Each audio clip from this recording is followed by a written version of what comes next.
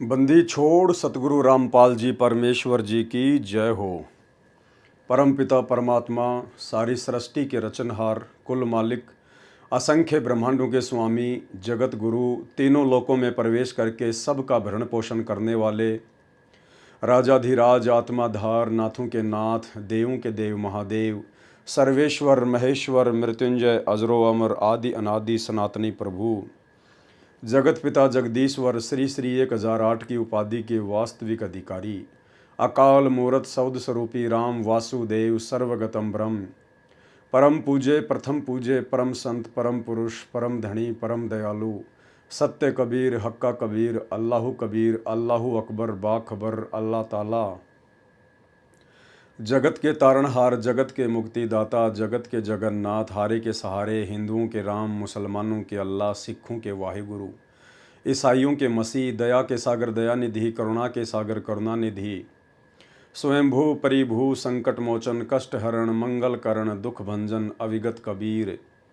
निर्विकार निर्विषम परमात्मा, अलय अलेख सतगुरु, आदि अनादि सतगुरु, असली मर्यादा पुरुषोत्तम, असली राम, असली कृष्ण, असली घनश्याम, असली मुरारी, राजाओं के राजा, महाराजाओं के महाराजा, शहंशाहों के शहंशाह, सम्राटों के सम्राट, भगवानों के भगवान, अल्लाहों के अल्लाह, मसीहों के मसीह, सच्चे वाहिगुरु, बाबाओं के बाबा, पीरों के पीर, सेठों के सेठ, जगत सेठ, सावड़ सा सेठ, सर्वगुण संपन्न, अनंत कोटि कलाओं के स्वामी, अनंत कोटि ब्रह्मांडों के नायक, योगियों में महायोगी, ध्यानियों में महाध्यानी, सिद्धों में परम सिद्ध, ज्ञानियों में तत्व ज्ञानी, ब्रह्म ज्ञानी, महाज्ञानी, परम ज्ञानी, सर्वश्रेष्ठ ज्ञानी, विज्ञानी, युवा कबीर, समर्थ कबीर, असमवात, अमित ओजा, सच्चे रहनुमा, करीम अल्लाह, सुभान अल्लाह, दुनिया के अंतिम पैगंबर, 8 सितंबर 1951 से गांव धनाना, जिला सोनीपत, हरियाणा, भारतवर्ष की पावन भूमि पे प्रकट रियल कल की भगवान श्री नारायण साकार हरि, श्री बाबा साहेब स्वयंभू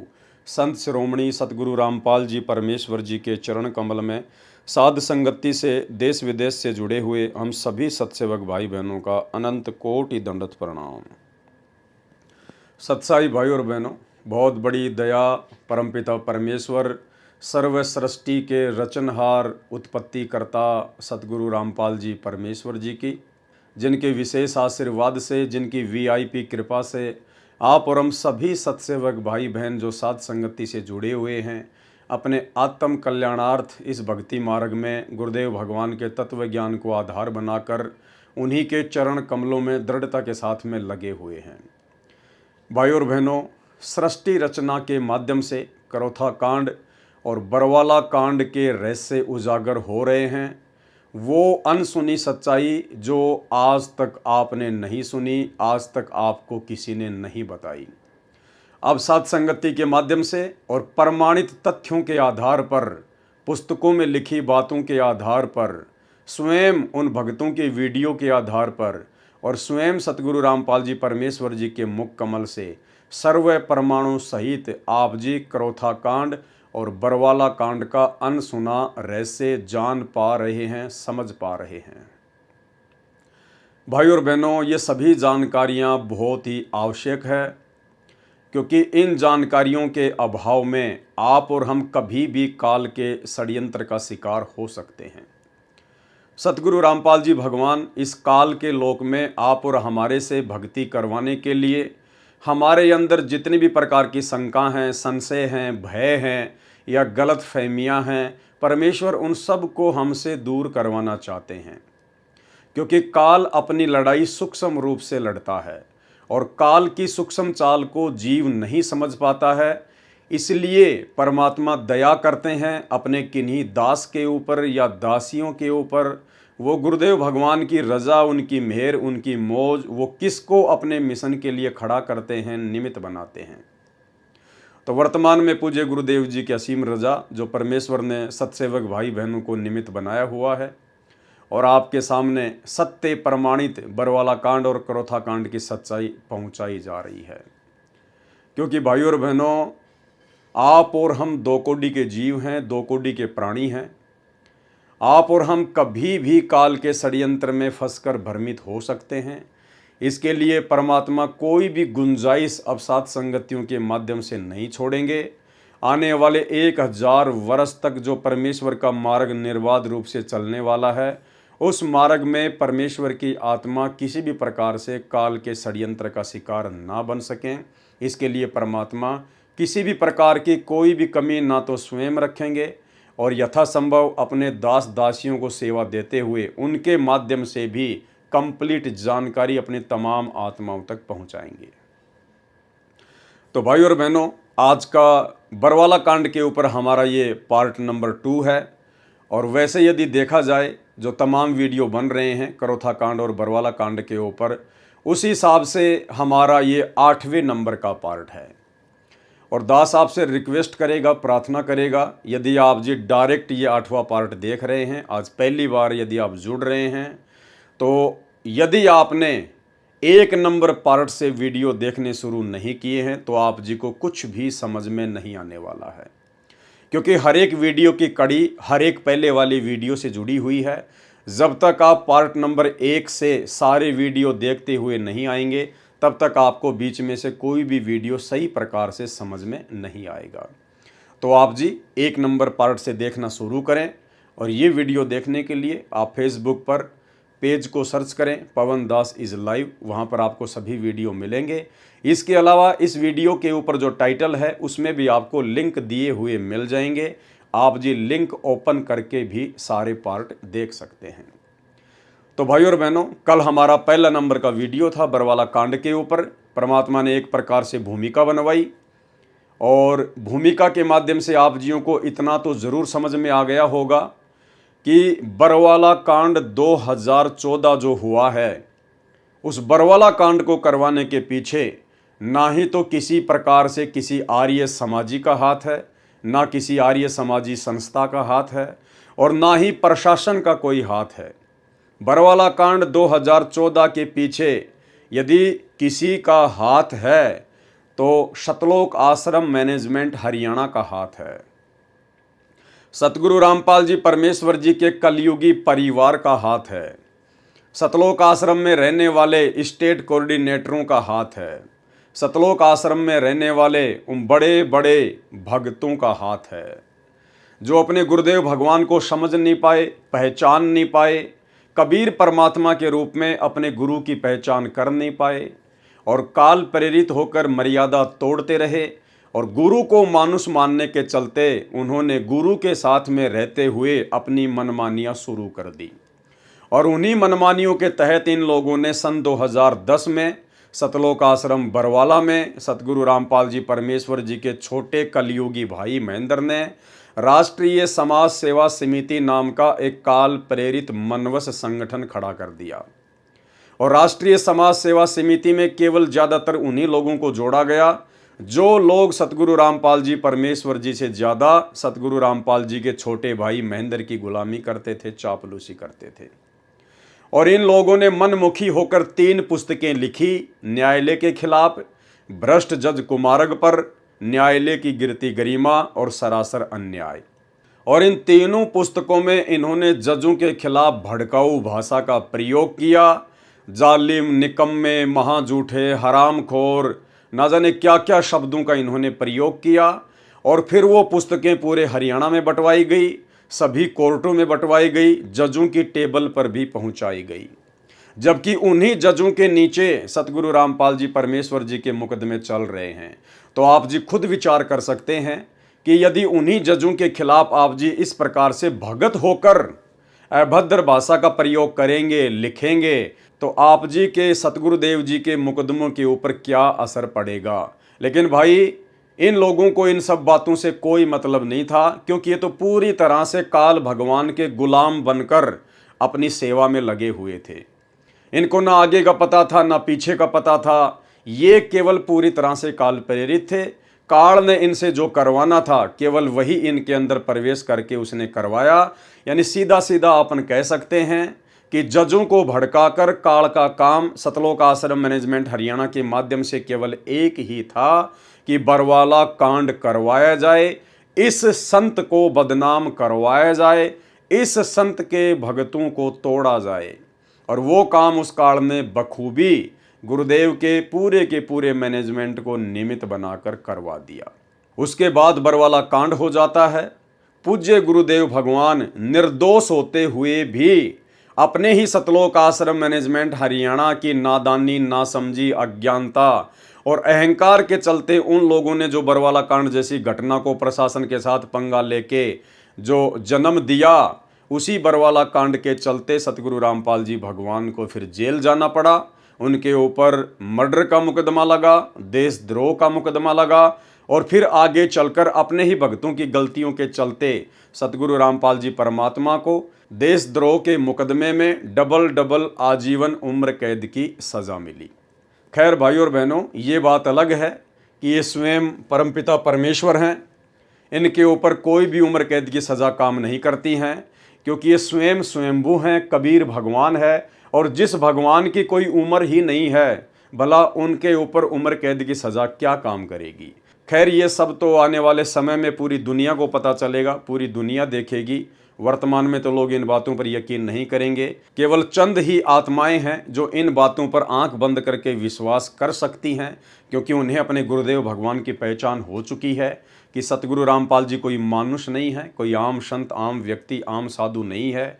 ये स्वयं अल्लाह अकबर हैं, जिन्होंने पूरी कायनात को रचा है, पूरी सृष्टि को रचा है। और आज ये परमेश्वर इस प्रकार की भूमिका करते हुए अपनी आत्माओं को इस शैतान के षड्यंत्र से बाहर निकालने के लिए 8 सितंबर 1951 से धरती पर प्रकट हैं।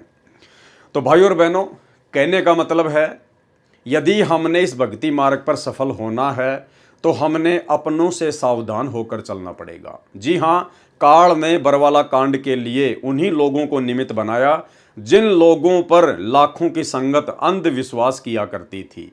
हालांकि संगत को अंधविश्वास, ब्लाइंड फेथ करना चाहिए था अपने गुरुजी पर, अपने गुरुजी के मुख कमल से बोली गई बातों पर और अपने गुरुदेव के सत्संगों पर। लेकिन नादान संगत ने ज्ञान को आधार ना बनाकर ब्लाइंड फेथ कर लिया गुरुदेव के बेटा बेटी, भाई बंधु, रिश्तेदारों पर, उन तमाम कोऑर्डिनेटरों पर, बड़े बड़े सेवादारों पर, जो कि सारे के सारे मर्यादा तोड़ने के चलते काल की गोद में बैठे हुए थे। तो भाई और बहनों, अब हमने सावधान हो जाना है।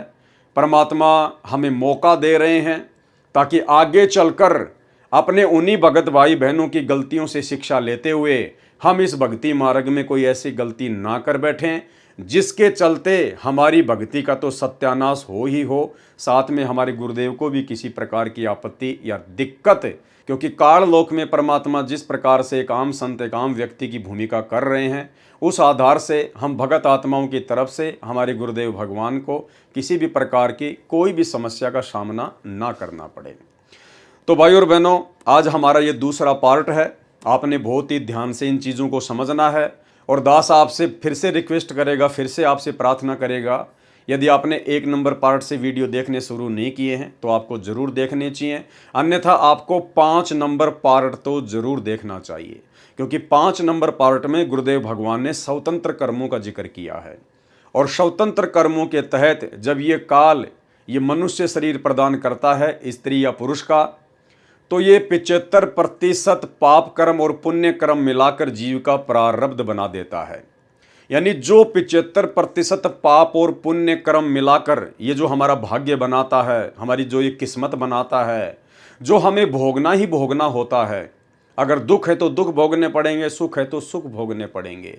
75% कर्मों के हम लोग अधीन होते हैं, परतंत्र होते हैं, क्योंकि काल हमारे संचित कर्मों से रेशियो निकालकर पाप और पुण्य का 75% हमारा भाग्य निर्धारित करता है।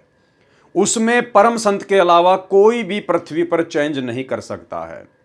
इसके अलावा 25% ये हमें छूट देता है स्वतंत्र कर्मों के माध्यम से, कि 25% मैं आपको छूट दे रहा हूं।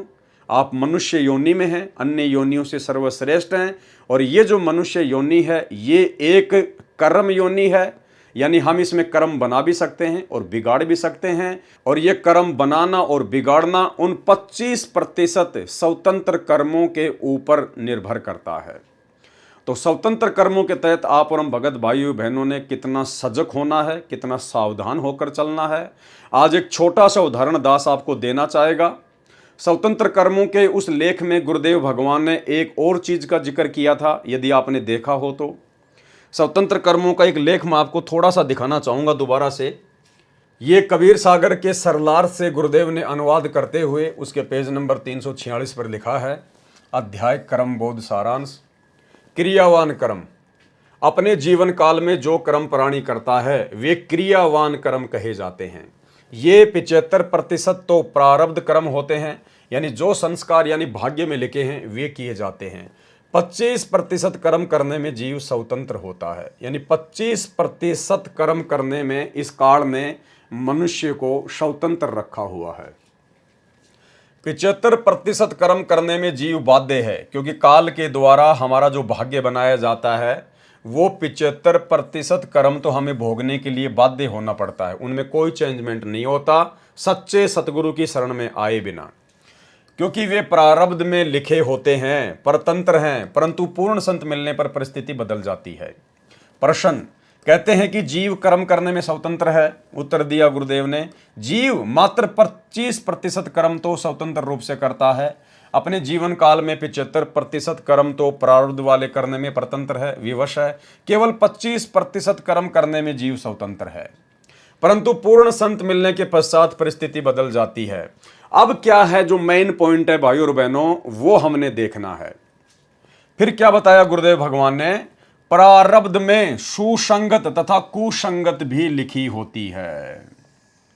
स्वतंत्र कर्म तो हैं जिनके माध्यम से हम अपने कर्म बना भी सकते हैं, बिगाड़ भी सकते हैं।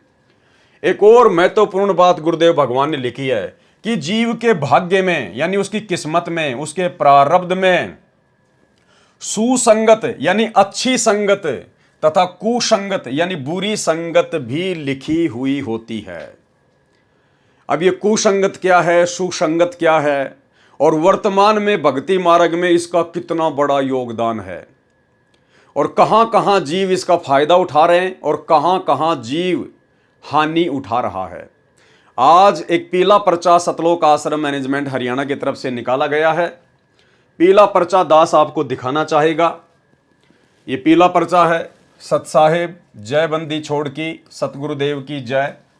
दिनांक 29 सितंबर 2024, समय 8:20। सभी भगत आत्माओं को सूचित किया जाता है कि सतगुरुदेव जी का आदेश आया है कि भगत लक्ष्मी नारायण दास कथावाचक, ये जो लक्ष्मी नारायण दास जी हैं, ये पहले मथुरा या फिर वृंदावन में ये बहुत बड़े कथावाचक थे, और बाद में इनको ज्ञान गंगा पुस्तक प्राप्त हुई। इन्होंने गहराई से परमात्मा की पुस्तक को पढ़ा, और ये इतनी अच्छी आत्मा थी कि इन्होंने अपना कथा वाचन का कार्य ही समाप्त कर दिया कि भाई मैं तो परमात्मा का दोषी बन रहा हूँ, परमात्मा की आत्माओं को गुमराह करके, मुझे तत्व ज्ञान नहीं है, मैं ये कथा करने का अधिकारी नहीं हूँ। तो इन्होंने कथावाचक का कार्य छोड़ दिया, जबकि भाई और बहनों ये कोई आम कार्य नहीं है। आम प्राणी, आम जीव ये डेयर नहीं कर सकता, ये साहस नहीं कर सकता, लेकिन इस पुण्यात्मा ने ये काम किया। भगत लक्ष्मी नारायण दास कथावाचक, सनोप श्री राधे श्याम जी, पता जयपुर रोड, सैनी धर्मकाटा, थाना गाजी, जिला अलवर, राजस्थान की सभी आश्रमों से, सभी नामदान केंद्रों से तथा सत्संगों में नो एंट्री की जाती है। कारण क्या बताया सतलोक आश्रम मैनेजमेंट हरियाणा ने, मर्यादा का पालन न करने के कारण इनकी नो एंट्री की गई है। यह फ्रॉड करता है, पैसे ठगता है, ये बहुत बड़ा ठग है, इसको रुपए नहीं देना है, इसके झांसे में नहीं आना है। ये हैं भगत लक्ष्मी नारायण दास जी। ये पीला पर्चा आपने देख लिया। एक छोटा सा इंटरव्यू भी मैं आपको भगत लक्ष्मी नारायण दास जी का दिखाता हूं, जो कि इन्होंने सतलोक आश्रम धनाना में अपना इंटरव्यू दिया था। सुनिए। नमस्कार जी। नमस्कार जी। आपका शुभ नाम क्या है जी? मेरा शुभ नाम है, वैसे पहले तो लोग, अब तो लक्ष्मी नारायण दास पड़ गया है, और पड़ गया क्या, दास ही हो गया ये मान लीजिए आप। लेकिन पहले जो लोग जानते थे वो परम श्रद्धेय श्री लक्ष्मी नारायण जी महाराज जी के नाम से जानते थे, क्योंकि मैं कथावाचक हूँ। वृंदावन में आश्रम रहा है मेरा, और उसके बाद में यानी कि कथा करता था मैं, काफ़ी साल हो गए करते करते, करीबन 16-17 साल की उम्र में कथा करने लगा हूँ। ये सर आप जो ज्ञान गंगा पुस्तक लिए हुए हैं तो आज आप क्या संत रामपाल जी महाराज जी के भगत हैं? जी, मैं करीबन यानी कि 2/29 यानी कि फरवरी को जुड़ा हूँ। अच्छा, तो सर आप कथावाचक थे, तो आज आपको ऐसा कि इस ज्ञान गंगा पुस्तक में क्या मिला जो परमात्मा संत रामपाल जी भगवान के आज आप शिष्य बन गए? इस ज्ञान गंगा जो गीता ये संत रामपाल जी ने जो निकाली है, सबसे बड़ी बात तो कि जीव हमारी जाति है, मानव धर्म हमारा, हिंदू मुस्लिम सिख ईसाई धर्म नहीं कोई न्यारा। कारण सबसे पहली बात तो ये है कि सबको एक समान है यहाँ इनकी नज़रों में, और कोई जाति का भेदभाव नहीं है। और यहाँ कलेक्टर या गरीब हो अमीर हो, सबको एक नज़र से देखा जाता है और एक नज़र से और एक जैसा ही स्वागत होता है। ये नहीं कि उसके लिए अलग से कमरा रूम फिट कर दिया इसी का, ऐसा कुछ नहीं है। यहाँ ये भी देखा है इनके बारे में। और दूसरी बात ये है कि जो ज्ञान गंगा गीता जो थी ये मेरे सामने आई, क्योंकि मैं मंडावर जा रहा था मेहंदीपुर बालाजी के लिए, तो वहाँ कुछ भगत जगत हमें मिले, तो सभी ने हमारा स्वागत किया। तो वहाँ जैसे ही कुछ 2 संत आ रहे थे, वो भगत आ रहे थे संत रामपाल जी के, उन्होंने सत साहब बोला, तो हमने सत साहब जब सुना तो हम समझ गए कि ये तो संत रामपाल जी के शिष्य हैं, तो ये मगजमारी मारेंगे, ये कहाँ से आ गए। लेकिन वो तो सेल्फ स्टार्ट, इनके शिष्य तो सेल्फ स्टार्ट है एकदम, फिर बोलना चालू कर दिया। फिर इन्होंने जानकारी करी, शांत गीता लेके आए थे, गीता प्रेस वाली गोरखपुर वाली, उस गीता के बारे में यानी कि बताया, ब्रज के बारे में यानी कि लिखा था आना, और संत रामपाल जी की जो पुस्तकों में और गीता में पढ़ा तो उसमें लिखा है जाना।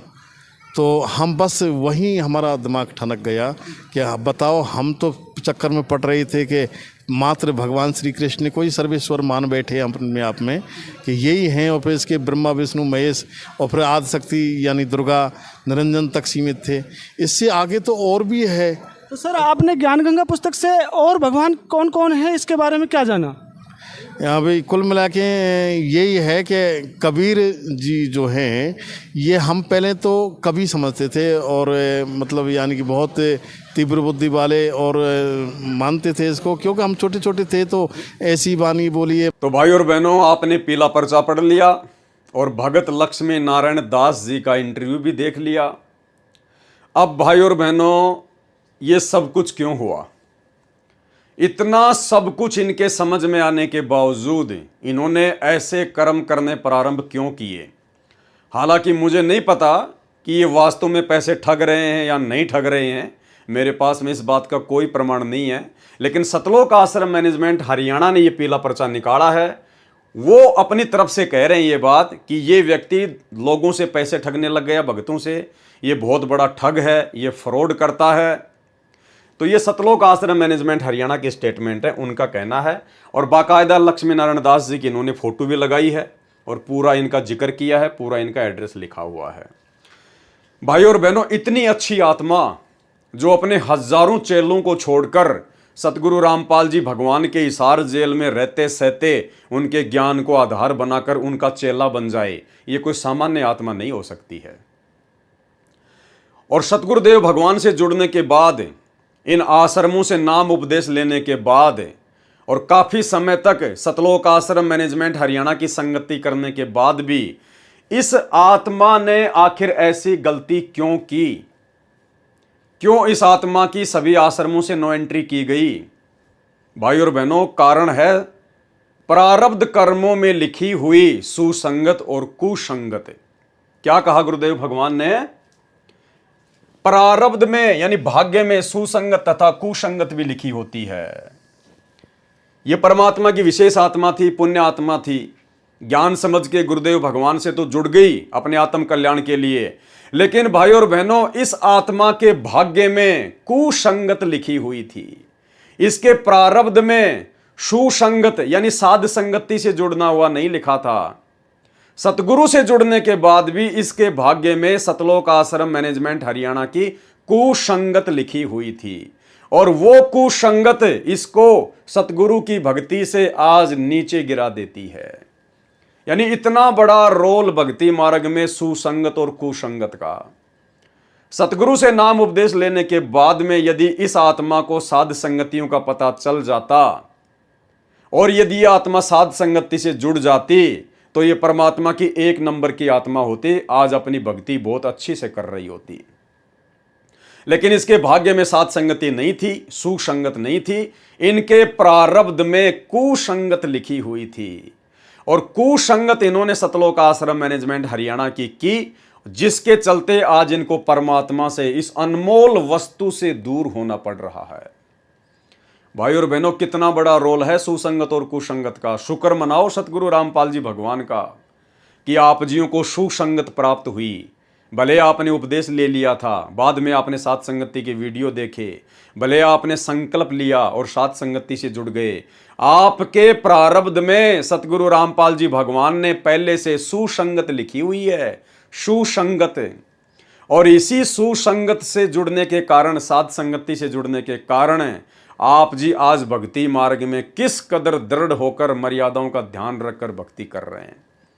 और ये आत्मा इतना बड़ा त्याग करके भी, हजारों अपने शिष्यों को छोड़कर भी कथा वाचन का कार्य करते थे, लाखों रुपया महीने का कमाते थे। उसके बाद इनके पास में कोई काम धंधा नहीं था, फिर भी इन्होंने हिम्मत की, परमात्मा पे विश्वास किया और परमेश्वर पर विश्वास करके इन्होंने नाम उपदेश लिया। लेकिन इनके भाग्य में कुसंगत लिखी हुई थी सतलोक आश्रम मैनेजमेंट हरियाणा की। ये बार बार आश्रमों में जाया करते थे, लेकिन इनको आश्रमों में वो वस्तु प्राप्त नहीं हुई जो वस्तु केवल साध संगतियों में है। ना इनकी शंकाओं का समाधान हुआ, क्योंकि मन में बहुत सारे प्रश्न, बहुत सारे सवाल खड़े होते हैं जब हम गुरुदेव भगवान के सत्संग सुनना शुरू करते हैं। उपदेश तो इन्होंने ले लिया गुरुदेव का ज्ञान सुनकर, ज्ञान सुनने के बाद में आत्मा एकदम से फड़कती है, जिसके पिछले पुण्य अच्छे होते हैं, जिसके संस्कार अच्छे होते हैं।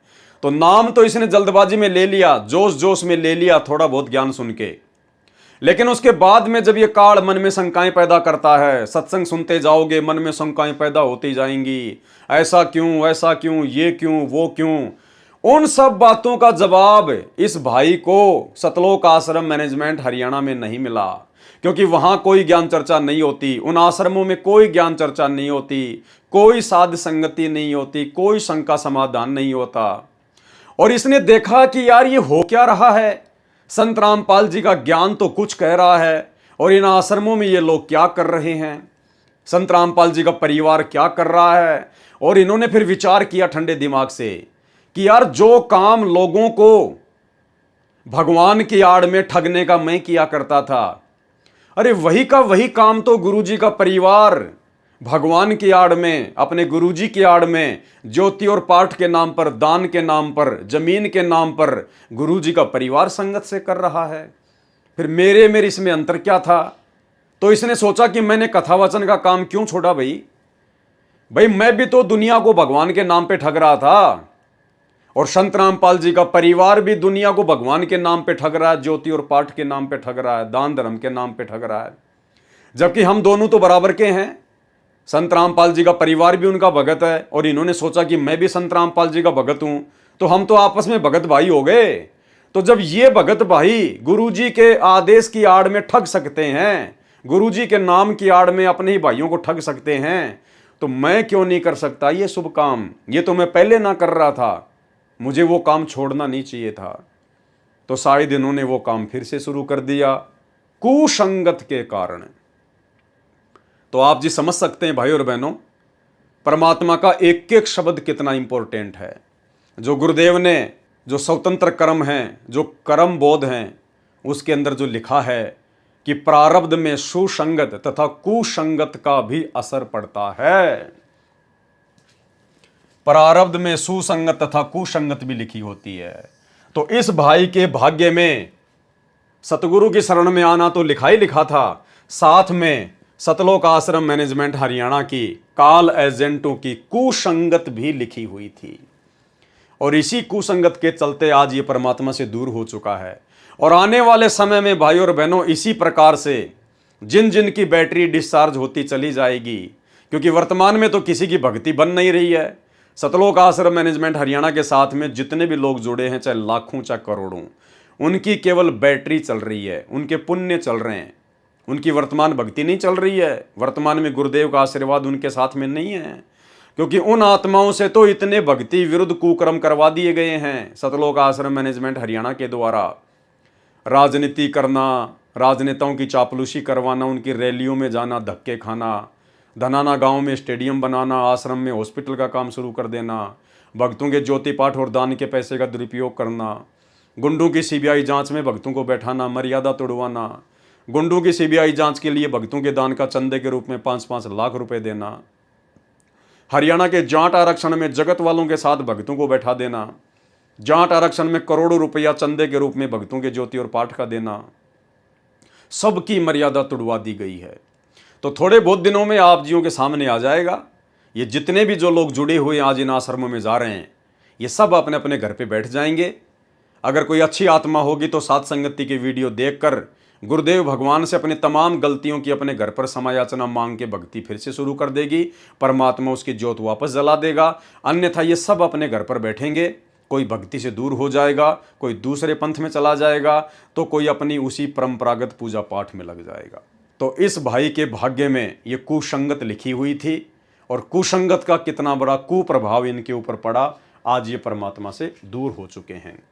तो इसी प्रकार भाई और बहनों, ये जो बरवाला कांड का जो जनक है सतलोक आश्रम मैनेजमेंट हरियाणा, ये कुसंगत है, कुसंगत है। और इसी कुसंगत ने बरवाला कांड से पहले जो पुस्तक लिखवाई थी भ्रष्ट जज कुमारग पर, जिसके ऊपर आप जी पहला वीडियो देख चुके हो, आज हमारा ये दूसरा वीडियो है। और इन्होंने क्या क्या कुकर्म किए, ये पुस्तक भ्रष्ट जज कुमारग पर लिखकर। राष्ट्रीय समाज सेवा समिति के सर्व सदस्य, ये समिति पूर्ण रूप से धार्मिक तथा गैर राजनीतिक है। ये समिति कितनी गैर राजनीतिक है, ये मैंने आपको कल के वीडियो में अच्छे से उदाहरण देकर बता दिया, समझा दिया है। अब हम इस पुस्तक पर आगे बढ़ेंगे और देखेंगे कि और क्या क्या गलतियां सतलोक आश्रम मैनेजमेंट हरियाणा ने गुरुदेव भगवान के आश्रम में रहते सहते की, क्या क्या इन्होंने मनमानियां की। तो कल के वीडियो में आपने यहां तक पढ़ लिया था, देख लिया था कि किस प्रकार से हरियाणा का पूर्व मुख्यमंत्री भूपेंद्र सिंह हुड्डा, उसने अपनी कुर्सी को बचाए रखने के लिए और किस प्रकार से धोखा किया, फ्रॉडबाजी की। और सतलोक आश्रम मैनेजमेंट हरियाणा फिर 2019 में उसी भूपेंद्र सिंह हुड्डा को दोबारा से मुख्यमंत्री बनाने के लिए गुरुदेव भगवान के नाम की आड़ में पीले पर्चे निकाल के संगत की मर्यादा तोड़वाता है, हरियाणा की संगत से भूपेंद्र सिंह हुड्डा को वोट डलवाता है, उसका समर्थन करवाता है। जब इस कंस भूपेंद्र सिंह हुड्डा की कोई दाढ़ नहीं गली, पृथ्वी छोटी हो गई, उस समय उसी महापुरुष के चरणों में अर्ज लगाई, जिसके साथ सन 2006 से ही दुश्मन जैसा बर्ताव करता आ रहा था। खुद लिख रहे हैं राष्ट्रीय समाज सेवा समिति वाले, सतलोक आश्रम मैनेजमेंट हरियाणा वाले, भ्रष्ट जज कुमारग नामक इस पुस्तक में कि भूपेंद्र सिंह हुड्डा ने संत रामपाल जी के साथ में दुश्मन जैसा बर्ताव किया था। अरे तो भैया, उसी दुश्मन को तूने 2019 में वोट क्यों डलवाए? उसी दुश्मन के आप सतलोक आश्रम मैनेजमेंट हरियाणा वालों ने गुरुदेव के जेल जाने के बाद में उसका सपोर्ट करवा के, उसको वोट डलवा के आप लोगों ने उसके तलवे क्यों चाटे? आप अपने गुरुजी के पक्ष में हो या फिर विपक्ष में हो? असल में गुरुद्रोही कौन हुआ? जो अपने गुरुजी के दुश्मन का सपोर्ट कर रहा 2019 में, तो असल गुरुद्रोही कौन हुआ? सतलोक आश्रम मैनेजमेंट हरियाणा। ये इन्हीं के हाथों से लिखी हुई पुस्तक है भाई और बहनों, दास केवल आपको पढ़ के दिखा रहा है। उस समय इस व्यक्ति ने जीभ निकाल रखी थी, मध्यस्थता करने वाले पूर्व केंद्रीय मंत्री जयप्रकाश के माध्यम से कहा कि मेरी सर्व गलतियां माफ करें, मैं भ्रमित था, आज मेरी आंखें खुल गई हैं, मुझे भले बुरी की पहचान हो गई है। ये तो राजनेताओं के डायलॉग होते हैं, झूठ पे झूठ बोलना, ये तो उनके डायलॉग होते हैं। आज तक जितने भी मुकदमे बनाए हैं सभी वापस लेकर समाप्त कर दूंगा, मेरी रक्षा करें। पहले तो आश्रम के मोजिज भक्तों ने उस मध्यस्थता करने वाले को मना कर दिया कि इस व्यक्ति का नाम भी नहीं लेना हमारे सामने। ये देखो भाई और बहनों, ये मनमानियां हैं। देखो, जिस प्रकार से कोई आदमी एक नौकर अपॉइंटमेंट करता है कि भाई तू मेरे घर पर चपड़ासी की नौकरी करेगा, पियोन की नौकरी करेगा, गार्ड बन के काम करेगा, और वो व्यक्ति अंदर अपना काम कर रहा होता है, मालिक। अब पियोन का काम क्या है, गार्ड का काम क्या है? गेट पर कोई भी आता है, कोई भी समाचार लाता है, कोई भी संदेशा लाता है, तो गार्ड का काम केवल उसको वहीं से वापस कर देने का नहीं है। गार्ड केवल नौकर है, नौकर दास है, गुलाम है। उसका काम है जो भी संदेशा आया है किसी का भी, वो अपने मालिक तक पहुंचाए और मालिक का जो जवाब हो वो वापस उसको पहुंचाए। दास का केवल इतना ही काम होता है, नौकर का। जबकि भूपेंद्र सिंह हुड्डा ने अपने मीडिएटर के माध्यम से जब गुरुजी से माफी मांगनी चाहिए, गुरुजी से मिलना चाहा, तो सतलोक आश्रम मैनेजमेंट हरियाणा के मोजिज भक्तों ने, यानी मुख्य भक्तों ने अपने आप ही सलाह मशवरा करके और मना कर दिया कि हम उस व्यक्ति से नहीं मिलना चाहते। ये है मनमाना आचरण, अपने आप को बहुत बड़ा समझना, अहंकार में चूर हो जाना। जबकि भक्तों का काम था अपने गुरुजी तक वो प्रार्थना पहुंचाना कि गुरुजी ऐसी ऐसी बात है, भूपेंद्र सिंह हुड्डा का संदेशा आया है किसी व्यक्ति के माध्यम से, आप जी का क्या आदेश है।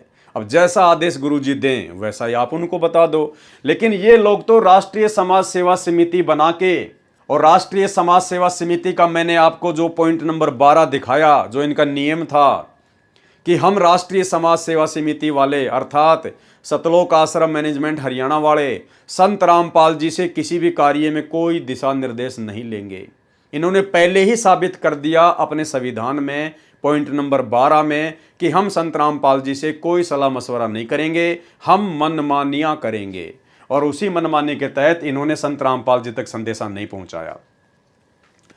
पहले तो आश्रम के मोजिज भक्तों ने उस मध्यस्थता करने वाले को मना कर दिया कि इस व्यक्ति का नाम भी नहीं लेना हमारे सामने। इस दुष्ट व्यक्ति ने बिना मतलब एक देवता स्वरूप जनता के हितैषी संत को सताया है। इससे पूछो कि हमने तथा हमारे गुरुदेव जी ने इसका क्या बिगाड़ा है। बहुत विनय करने पर तथा विशेष भक्तों के माध्यम से प्रार्थना आने पर, उसके बाद जब बहुत ज्यादा विनय की गई, प्रार्थना की गई, तो जालिम भूपेंद्र सिंह हुड्डा की याचना गुरुदेव जी को बताई गई।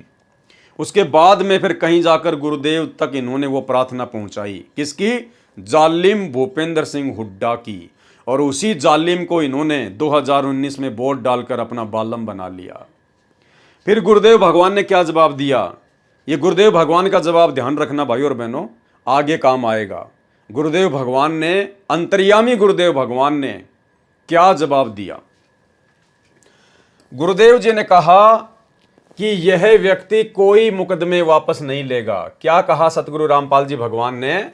कि भाई ये व्यक्ति भूपेंद्र सिंह हुड्डा कोई मुकदमे वापस नहीं लेगा, ये झूठ बोल रहा है, ये डेढ़ शाना बन रहा है अपनी सरकार बचाए रखने के लिए, ये कोई मुकदमे वापस नहीं लेगा। ये व्यक्ति कोई मुकदमे वापस नहीं लेगा क्योंकि इसके भाग्य में भलाई नहीं है। ध्यान रखना भाई और बहनों, ये लाइन आगे काम आएगी। ये व्यक्ति कोई मुकदमे वापस नहीं लेगा क्योंकि इसके भाग्य में भलाई नहीं है। परमात्मा ने इसका भाग्य बता दिया, इसका प्रारब्ध बता दिया, इसकी किस्मत बता दी कि भूपेंद्र सिंह हुड्डा के भाग्य में भलाई नहीं है। जैसा कि टीवी चैनलों पर चल रही खबरों से पता चलता है कि वे दुष्ट लोग डटकर सड़क पर बैठ गए हैं, आश्रम खाली कराने की जिद कर रहे हैं। यानी करोथा कांड के समय की बातें हो रही हैं। आश्रम पर मिलिट्री आ चुकी है। ये आर्य समाजी आचार्य जनता का नाश करना चाहते हैं तथा अन्य पार्टी वाले अपने राजनीतिक दुश्मन श्री भूपेंद्र सिंह हुड्डा को पद से हटाना चाहते हैं। इसलिए ये मासूम लोगों को मरवाना चाहते हैं जो इनके गंदे मंसूबों से परिचित नहीं है। आश्रम सर्वोच्च न्यायालय के आदेश से मिला है, किसी भी कीमत पर खाली नहीं कराया जा सकता। वहां पर लाशें बिछ जाएंगी। मेरी आत्मा नहीं मानती कि वहां नरसंहार हो। ऐसे आश्रम का आप क्या करोगे? इसलिए जनहित में आश्रम खाली कर देना उचित है। सरकार से वायदा कराएं कि आश्रम की सुरक्षा मिलिट्री को सुपुर्द करें। तत्कालीन मुख्यमंत्री भूपेंद्र सिंह हुड्डा ने यह शर्त मंजूर कर ली। गुरुदेव भगवान की यह शर्त उसने मंजूर कर ली अपनी सरकार बचाए रखने के लिए। आश्रम खाली कर दिया गया। तब उस कंस भूपेंद्र की सरकार बची। 2013 की बात है ये। 12 मई 2013 से 26 अक्टूबर 2014 तक 1.5 वर्ष का इस कृतगनी को राज्य हमारे सतगुरुदेव जी का बख्शा हुआ था। उसके पश्चात आगे क्या लिख रहे हैं सतलोक आश्रम मैनेजमेंट हरियाणा वाले भूपेंद्र सिंह हुड्डा के विषय में? उसके पश्चात यह कृतगनी व्यक्ति भूपेंद्र सिंह हुड्डा आश्रम में संत जी का धन्यवाद करने भी नहीं आया।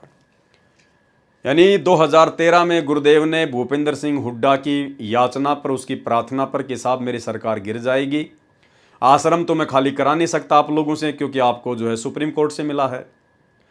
अब अगर मेरी सरकार आप जी बचा सकते हो तो बचा दीजिए। उधर से आर्य समाजी मुझे परेशान कर रहे हैं, दुखी कर रहे हैं। आप जी करोथा आश्रम को खाली कर दीजिए ताकि आर्य समाजी भी खुश हो जाएं और मेरी सरकार बची की बची रह जाए। तो गुरुदेव भगवान ने कहा कि ठीक है, जा, तेरे को माफ़ किया। गुरुदेव ने आश्रम खाली करवा दिया, इसकी सरकार बच गई। उसके बाद सतलोक आश्रम मैनेजमेंट हरियाणा कह रहा कि ये कृतघ्नी व्यक्ति उसके बदले सतगुरु रामपाल जी भगवान का धन्यवाद करने के लिए आश्रम में भी नहीं आया। उसके पश्चात यह कृतघ्नी व्यक्ति भूपेंद्र सिंह हुड्डा आश्रम में संत जी का धन्यवाद भी करने नहीं आया। कब की बात है? 2013 की। अरे तो भैया, ऐसे कृतघ्नी आदमी को जब आप जानते थे, पहचानते थे, आपको पता था, 2013 की ये बात है, फिर 2019 में तुमने उसी कृतघ्नी व्यक्ति भूपेंद्र सिंह हुड्डा को संगत से वोट क्यों डलवाए? पीले पर्चे निकाल निकाल के, गुरुजी का ही आदेश बता बता के तुमने संगत से इस भूपेंद्र सिंह हुड्डा का समर्थन क्यों करवाया? ऐसे कंस और कृतघ्नी व्यक्ति का तुम्हारे शब्दों में। तो बताओ फिर गुरुजी का सबसे बड़ा दुश्मन कौन हुआ? सतलोक आश्रम मैनेजमेंट हरियाणा। गुरुजी का परिवार जो गुरुजी के सबसे बड़े दुश्मन को 2019 में सपोर्ट कर रहा है। जबकि 13 मई 2014 को मध्यस्थता कराने वाला सीधा भूपेंद्र सिंह हुड्डा से बातें कर रहा था। 3 दिन तक ये सो नहीं पाया था। भगत सुन रहे थे कि वह कह रहा था कि एक बार मेरे गले से फांसी निकलने दो, इस समस्या का हल हो जाने दो, मैं आश्रम में आऊंगा, कहो तो आज रात को ही आ जाऊं। गरज निकली बच्चा सुखी, काम बना तो किसी की जरूरत कृतघ्नी व्यक्ति को नहीं होती। 18 मई 2013 को मध्यस्थता कराने वाले पूर्व केंद्रीय मंत्री श्री जयप्रकाश जी ने कहा कि मैं तो वायदा करता हूं, उसे पूरा करता हूं। मेरे सामने जो वादा मुख्यमंत्री जी ने किया है, मैं आपकी मीटिंग मुख्यमंत्री तत्कालीन से कराऊंगा। यानी भाई और बहनों, जिस व्यक्ति के माध्यम से मध्यस्थता हुई थी पूर्व केंद्रीय मंत्री जयप्रकाश के माध्यम से, तो भूपेंद्र सिंह हुड्डा तो गुरुजी का धन्यवाद करने के लिए आश्रम में आए नहीं, उसकी तो सरकार बच गई, वो तो अपनी फिर मौज में मस्ती में। लेकिन जिस व्यक्ति ने मीडिएटर की भूमिका निभाई थी पूर्व केंद्रीय मंत्री जयप्रकाश ने, उस व्यक्ति ने सतलोक आश्रम में फोन किया महेंद्र के पास में, और उसने कहा कि मैं अपना वादा निभाऊंगा, मैं आप सतलोक आश्रम वालों की मीटिंग दिल्ली में भूपेंद्र सिंह हुड्डा के आवास पर करवाऊंगा। और ये सतलोक आश्रम मैनेजमेंट हरियाणा वाले मुख्य भगत, उसी कंस जालिम, इन्हीं के शब्दों में, उसी कंस कृतघ्नी जालिम व्यक्ति भूपेंद्र सिंह हुड्डा के घर पर दिल्ली में उसके साथ मीटिंग करने के लिए सतलोक आश्रम से चले जाते हैं। देखो भाई और बहनों, कितना बेबुद्धि का काम है। अरे आना चाहिए था उस आदमी ने आश्रम में, क्योंकि गुरुजी ने उसकी सरकार बचाई। धन्यवाद करने के लिए आना तो चाहिए था भूपेंद्र सिंह हुड्डा को सतलोक आश्रम बरवाला में। भाई फिर ये लोग क्यों जा रहे हैं दिल्ली में? ये सतलोक आश्रम मैनेजमेंट हरियाणा वाले दिल्ली में क्यों जा रहे हैं उसे मीटिंग करने? तुम्हारा क्या स्वार्थ था? लेकिन भाई और बहनों, ये भी पूरी तरह से राजनीतिक व्यक्ति, वो भी राजनीतिक, सतलोक आश्रम मैनेजमेंट हरियाणा भी राजनीतिक, ये राष्ट्रीय समाज सेवा समिति वाले भी राजनीतिक, टोटल अपनी मनमानियां करते थे। इनको क्या आवश्यकता थी दिल्ली जाने की, उस व्यक्ति से मीटिंग करने की? तुम्हारा क्या स्वार्थ था? और कौन कौन व्यक्ति गए भाई और बहनों, देखना। मैं आपकी मीटिंग मुख्यमंत्री तत्कालीन से कराऊंगा। श्री भूपेंद्र सिंह हुड्डा जी से 18 मई 2013 को उसके दिल्ली निवास पर आश्रम के 1 नंबर भगत कौन? भगत महेंद्र दास जी, यानी सतगुरु रामपाल जी का छोटा कलयुगी भाई, गुरुजी के भाई। 2 नंबर भगत बलजीत दास जी, ट्रस्ट के महासचिव। 3 नंबर भगत राज कपूर जी को साथ लेकर श्री भूपेंद्र जी तत्कालीन मुख्यमंत्री जी से मिले। साथ में श्री महेंद्र सिंह चोपड़ा मुख्यमंत्री का पीए। कुल 6 व्यक्तियों के बीच में मीटिंग हुई। क्या आवश्यकता थी भाई इन लोगों को दिल्ली जाने की? अरे तुम भगत हो, तुम्हारे को भक्ति से मतलब है, या तुम राजनेता हो, तुम्हारे को राजनीति से मतलब है। उस भूपेंद्र सिंह हुड्डा को आना चाहिए था सतलोक आश्रम में गुरुजी का धन्यवाद करने के लिए, लेकिन उल्टा ये लोग जा रहे हैं दिल्ली में उसे मीटिंग करने के लिए। क्यों भाई? ये है भाई और बहनों बेबुद्धि के काम। भक्ति छोड़कर राजनीति में पड़ना, ये होती है काल प्रेरणा। इसको कहते हैं मनमाना आचरण। क्योंकि इन्हीं राष्ट्रीय समाज सेवा समिति वालों ने जब राष्ट्रीय समाज सेवा समिति बनाई तो दास ने आपको दिखाई दिया उसका पॉइंट नंबर 12, जिसमें इन्होंने साफ साफ लिखा है कि हम राष्ट्रीय समाज सेवा समिति वाले संत रामपाल जी से किसी भी कार्य में कोई दिशा निर्देश नहीं लेंगे। और 2013 की ये बात है, और 2014 में फिर बरवाला कांड हो जाता है। इसने अपना वायदा दोहराया कि मैं आपके सभी मुकदमे समाप्त कर दूंगा, परंतु झूठा तथा कर्महीन व्यक्ति कभी अच्छा कार्य नहीं कर सकता। ये पॉइंट ध्यान है ना भाई और बहनों आपको। जब ये लोग दिल्ली गए मीटिंग करने आश्रम वाले, तो भूपेंद्र सिंह हुड्डा ने कहा कि मैं वायदा करता हूं कि आपके सभी मुकदमे हटा दूंगा, लेकिन उसके बाद भी उसने कोई मुकदमे नहीं हटाए। उसके बाद ये सतलोक आश्रम वाले क्या लिख रहे हैं? परंतु झूठा तथा कर्महीन व्यक्ति कभी अच्छा कार्य नहीं कर सकता। झूठा तथा कर्महीन व्यक्ति कभी भी अच्छा कार्य नहीं कर सकता। अरे ये बात तो तुम्हारे को गुरुजी ने पहले ही बोल दिया था। अरे ये बात तो 2013 में तुम्हारे को गुरुजी ने बोल दिया था, जब तुम गुरुजी के सामने उसकी प्रार्थना लेके गए थे, मोजिज मोजिज भगत।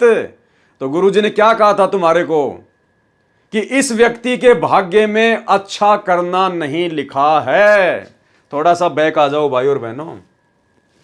ये व्यक्ति कोई मुकदमे वापस नहीं लेगा। ये बात गुरुजी ने पहले ही सतलोक आश्रम बरवाड़ा में इन राष्ट्रीय समाज सेवा समिति वालों को बोल दी थी कि ये व्यक्ति भूपेंद्र सिंह हुड्डा कोई मुकदमे वापस नहीं लेगा, क्योंकि इसके भाग्य में भलाई नहीं है।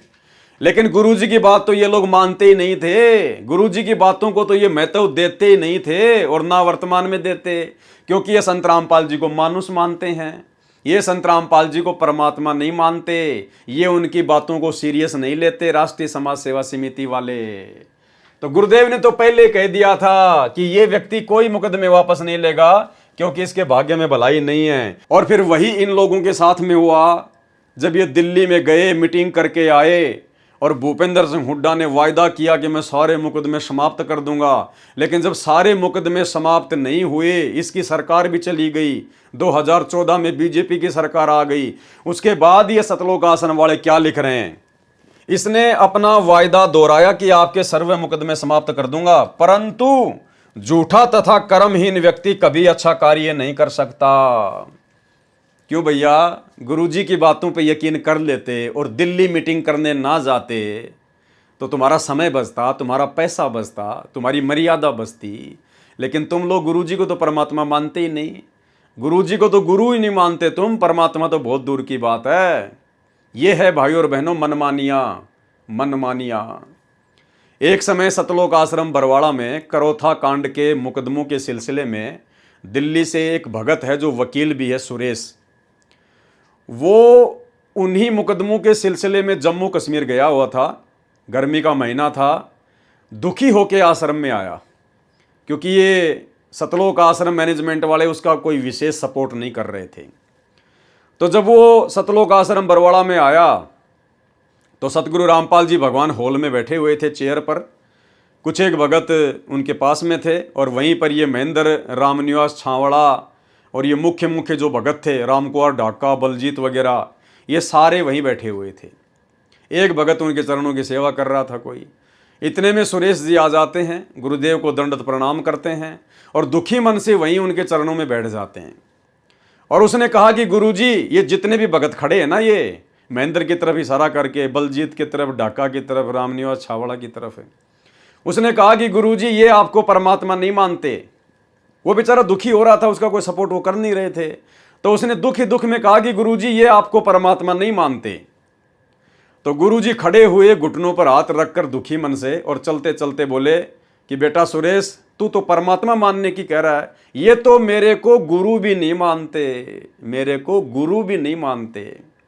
तो भाई और बहनों, अगर ये संत रामपाल जी को अपना गुरु भी मानते, गुरु का मतलब होता है गुरु जो शिक्षा दे दे उसकी शिक्षा के ऊपर अमल करना, तो गुरुदेव ने तो इनको पहले कह दिया था कि ये भूपेंद्र सिंह हुड्डा कोई मुकदमे वापस नहीं लेगा और भाई इसके भाग्य में अच्छाई करना नहीं लिखा है।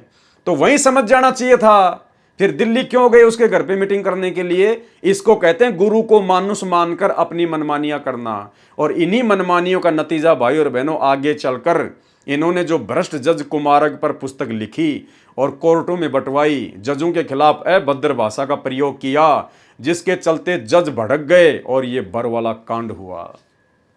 परंतु झूठा तथा कर्महीन व्यक्ति कभी अच्छा कार्य नहीं कर सकता। आजकल करते करते जुलाई 2014 आ गई, कुछ नहीं किया। अरे तो अंतर्यामी ने तो पहले बता दिया था भाई। 12 जुलाई 2006 में इस दुष्ट का इरादा संत रामपाल दास जी महाराज को मरवाने तथा आश्रम तहस नहस करने का था। ध्यान से पढ़ना भाई और बहनों, कोई जल्दबाजी नहीं है। परमात्मा कहते हैं वाणी ही से पहचानिए कुटिल नीत की घात, यानी जिस व्यक्ति के अंदर कुटिलता भरी हो, छल कपट भरा हो, तो गुरुदेव कहते हैं उसकी पहचान कैसे होगी? वाणी ही से पहचानिए, उसके मुख से निकले शब्दों से पहचान होती है। जैसे इन्होंने अपने कर कमलों से ये पुस्तक लिखी है राष्ट्रीय समाज सेवा समिति वालों ने। ये पुस्तक अर्थात राष्ट्रीय समाज सेवा समिति के लोगों के विचार हैं, उनका आचरण है, उनका स्वभाव है। तो गुरुदेव कहते हैं वाणी ही से पहचानिए कुटिल नीत की घात, अंदर की करनी की निकले मुंह से बात है। तो इनके अज्ञान और इनके पाखंड की पोल ये खुद अपने कर कमलों से लिखी गई पुस्तकों में खोल रहे हैं। क्या लिख रहे हैं ये लोग? ध्यान से पढ़िए। इस दुष्ट का इरादा कब? 12 जुलाई 2006 में। कौन दुष्ट? भूपेंद्र सिंह हुड्डा। 12 जुलाई 2006 में इस दुष्ट का इरादा संत रामपाल दास जी महाराज को मरवाने तथा आश्रम को तहस नहस करने का था। यानी अच्छी प्रकार से सतलोक आश्रम मैनेजमेंट हरियाणा जानता था, अच्छी प्रकार से गुरुजी के बेटा बेटी भाई बंधु रिश्तेदार ये कोऑर्डिनेटर जानते थे कि भूपेंद्र सिंह हुड्डा 2006 में ही संत रामपाल जी को जान से मरवाना चाहता था। उसके बावजूद भी इन लोगों ने गुरुजी के जेल जाने के बाद 2019 में उसी भूपेंद्र सिंह हुड्डा को अपना दामाद बना लिया। उसी भूपेंद्र सिंह हुड्डा को 2019 में सतलोक आश्रम मैनेजमेंट हरियाणा ने, सतगुरुदेव के कलयुगी परिवार ने, उसी भूपेंद्र सिंह हुड्डा को जिसने संत रामपाल जी को मरवाने की सोच रखी थी, ये खुद लिख रहे हैं अपने हाथों से, मैं नहीं बता रहा। और उसी व्यक्ति को इन्होंने मुख्यमंत्री बनाने की पूरी कोशिश की। तो खुद विचार कर लो कि गुरुजी के बेटा बेटी भाई बंधु रिश्तेदार ये गुरुजी के पक्ष में हैं या गुरुजी के विपक्ष में हैं। अरे ये लोग तो गुरुजी के दुश्मन के पक्ष में हैं, गुरुजी के दुश्मन के पक्ष में, भूपेंद्र सिंह हुड्डा के पक्ष में। 2019 में उसको हरियाणा का मुख्यमंत्री बनाने का पूरा प्रयास किया, भगतों से वोट डलवाए, पूरा सपोर्ट करवाया। तो विचार कर लो भाई और बहनों, आप जी किस कुसंगत में पड़े हो। आप सतलोक आश्रम मैनेजमेंट हरियाणा की बहुत बड़ी कुसंगत का शिकार हैं। जो भाई बहन इन सतलोक आश्रमों में जा रहे हैं ये रिजेक्टेड हैं। ये गुरुजी का परिवार, ये स्टेट कोऑर्डिनेटर, बड़े बड़े सेवादार, ये रिजेक्टेड माल है गुरुजी की तरफ से। गुरुजी ने इनको 2014 बरवाला कांड से पहले ही रिजेक्ट कर दिया था। आपको आगे दिखाएंगे वीडियो में गुरुदेव के मुख कमल से। गुरुदेव ने इन सबको रिजेक्ट किया हुआ है, बिल्कुल स्पष्ट रूप से लिखकर भी और अपने मुख कमल से बोलकर भी। आपको लिखा हुआ भी दिखाएंगे और गुरुदेव के मुख कमल से बोला हुआ भी दिखाएंगे। और कहते हैं गुरु के दिल से उतरे वो शब्द बिहू ना होए, और उसको काल घसीट ही राख सके ना कोई। इनको तो काल घसीटेगा आने वाले समय में, सतलोक आश्रम मैनेजमेंट हरियाणा वालों को, गुरुदेव के परिवार वालों को। लेकिन विचार करने की ये बात है कि आप संगत वाले भाई बहन क्यों गुण की तरह पिस रहे हैं। अरे आप लोगों का क्या मतलब है उन आश्रमों में जाना, इन लोगों की कुसंगति का शिकार होना, इनके मनमाने आदेशों को फॉलो करना। आप क्यों अपनी भक्ति बिगाड़ रहे हैं। नाम आपको मिल गया, कहीं से भी मिला है, मिल गया, अब तो अपने घर बैठ के भक्ति करो। अरे सत्संग गुरुजी के वो तुम्हारे पास में उपलब्ध हैं। आश्रम में कौन सा गुरुजी बैठे हैं जो तुम्हें सत्संग सुना रहे हैं? अरे वही सत्संग जो गुरुजी ने कर रखे हैं, जो पूरी संगत सुन रही है, अपने घर बैठ के सुनो। तुम आश्रम में आओगे जाओगे, कोई 1000 किलोमीटर से 3 दिन चल के आता है, कोई 4 दिन चल के आता है, कोई 5 घंटे बर्बाद करके आश्रम में जाता है, और ना तुम वहां पर कोई सत्संग सुनते। और जो समय तुम आने जाने में बर्बाद कर रहे हो, उतने समय में तो घर पे बैठकर आप जी 20 सत्संग सुन लोगे। आपका पैसा बचा, आपका समय बचा, आपकी श्वासें बची। नाम आपको गुरुजी ने दे रखा है, अपना काम धंधा करो, अपना नाम जपो। 5 यज्ञ आपको गुरुजी ने दे रखी है, अपनी 5 यज्ञ करो। आपको किसी की गुलामी करने की जरूरत क्या है? किस लिए जाते हो? भंडारा खाने, लड्डू जलेबी खाने? अरे अपने घर पे बना के खा लो, अपने घर पे बना के खा लो मेरे भाई। तुम इतने पैसे की लड्डू जलेबी खाते नहीं, उतने पैसा तो तुम किराया बर्बाद कर देते हो। तो हर प्रकार से ये काल तुम लोगों को माइनस में लेके जा रहा है, माइनस में लेके। अगर समझ सको तो समझ लेना, प्रारब्ध में सुसंगत और कुसंगत दोनों लिखी होती है। और जिस प्रकार थोड़ी देर पहले आपको पीला पर्चा पढ़ाया भगत लक्ष्मी नारायण दास का, किस प्रकार से उसको कुसंगत ले डूबी, नंबर आप लोगों का भी आएगा, क्योंकि आप लोग सतलोक आश्रम मैनेजमेंट हरियाणा की कुसंगत का शिकार हो चुके हैं। अगर बचना है तो साथ संगति से जुड़ जाना। 12 जुलाई 2006 में इस दुष्ट का इरादा संत रामपाल दास जी महाराज को मरवाने तथा आश्रम तहस नहस करने का था। पहली बात तो भाई और बहनों, किसी भी भगत को यह अधिकार नहीं है कि वो अपने गुरुजी के नाम के साथ में दास शब्द का प्रयोग करे।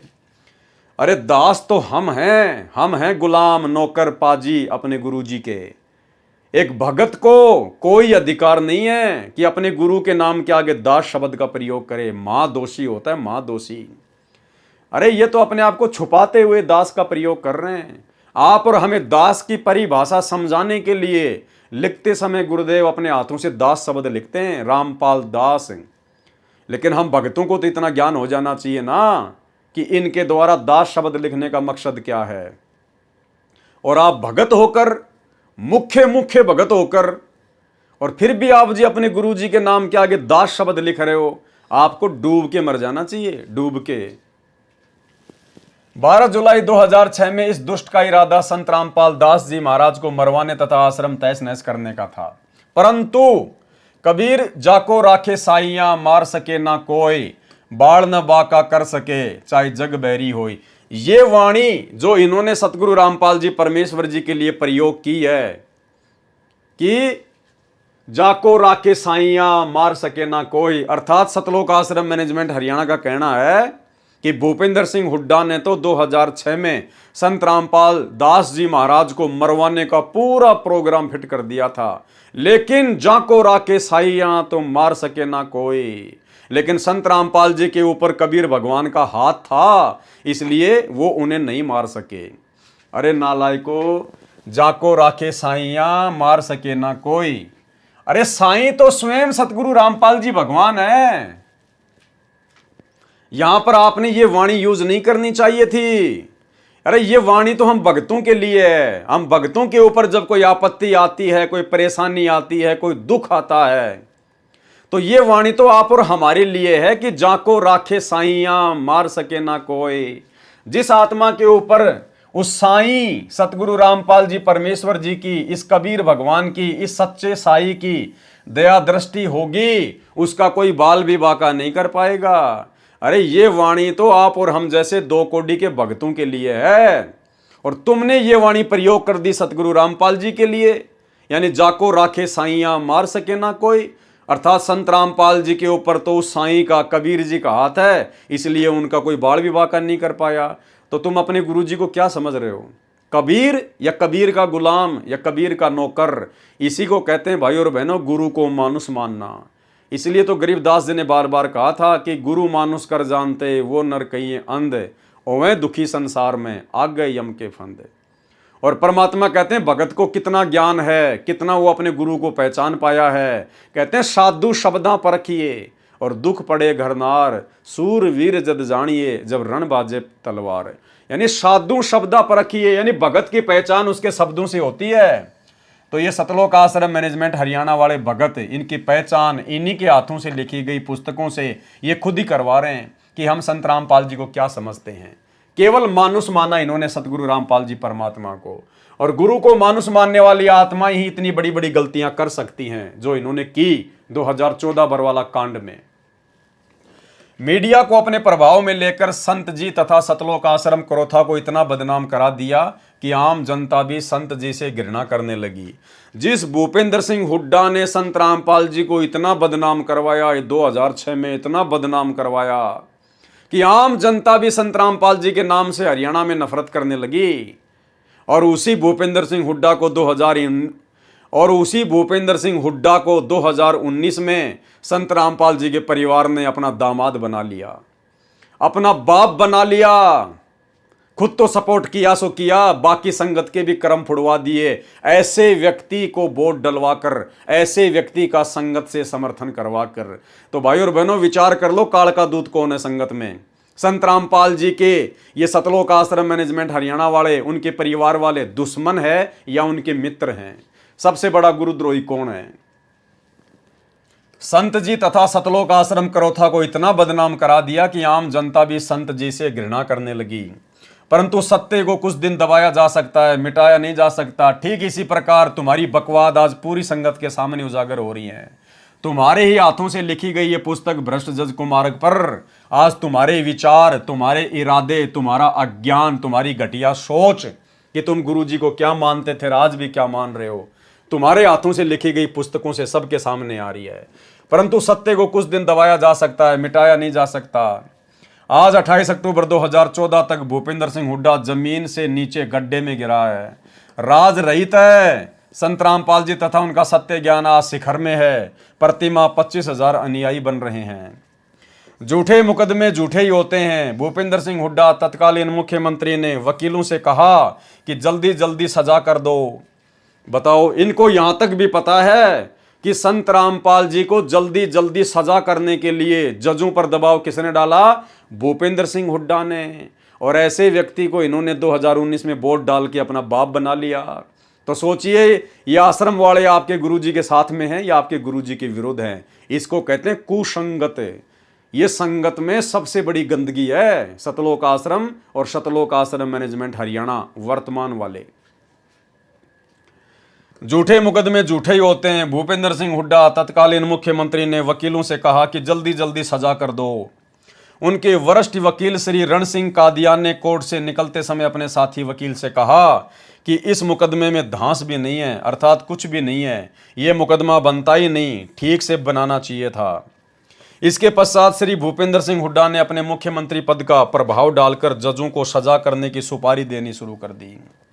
जिस व्यक्ति ने आपके गुरुजी को सजा करवाने के लिए जजों को सुपारी देनी शुरू कर दी, कौन लिख रहा है? गुरुजी का परिवार लिख रहा है, आश्रम मैनेजमेंट लिख रहा है, मुख्य मुख्य सेवादार लिख रहे हैं अपने हाथों से।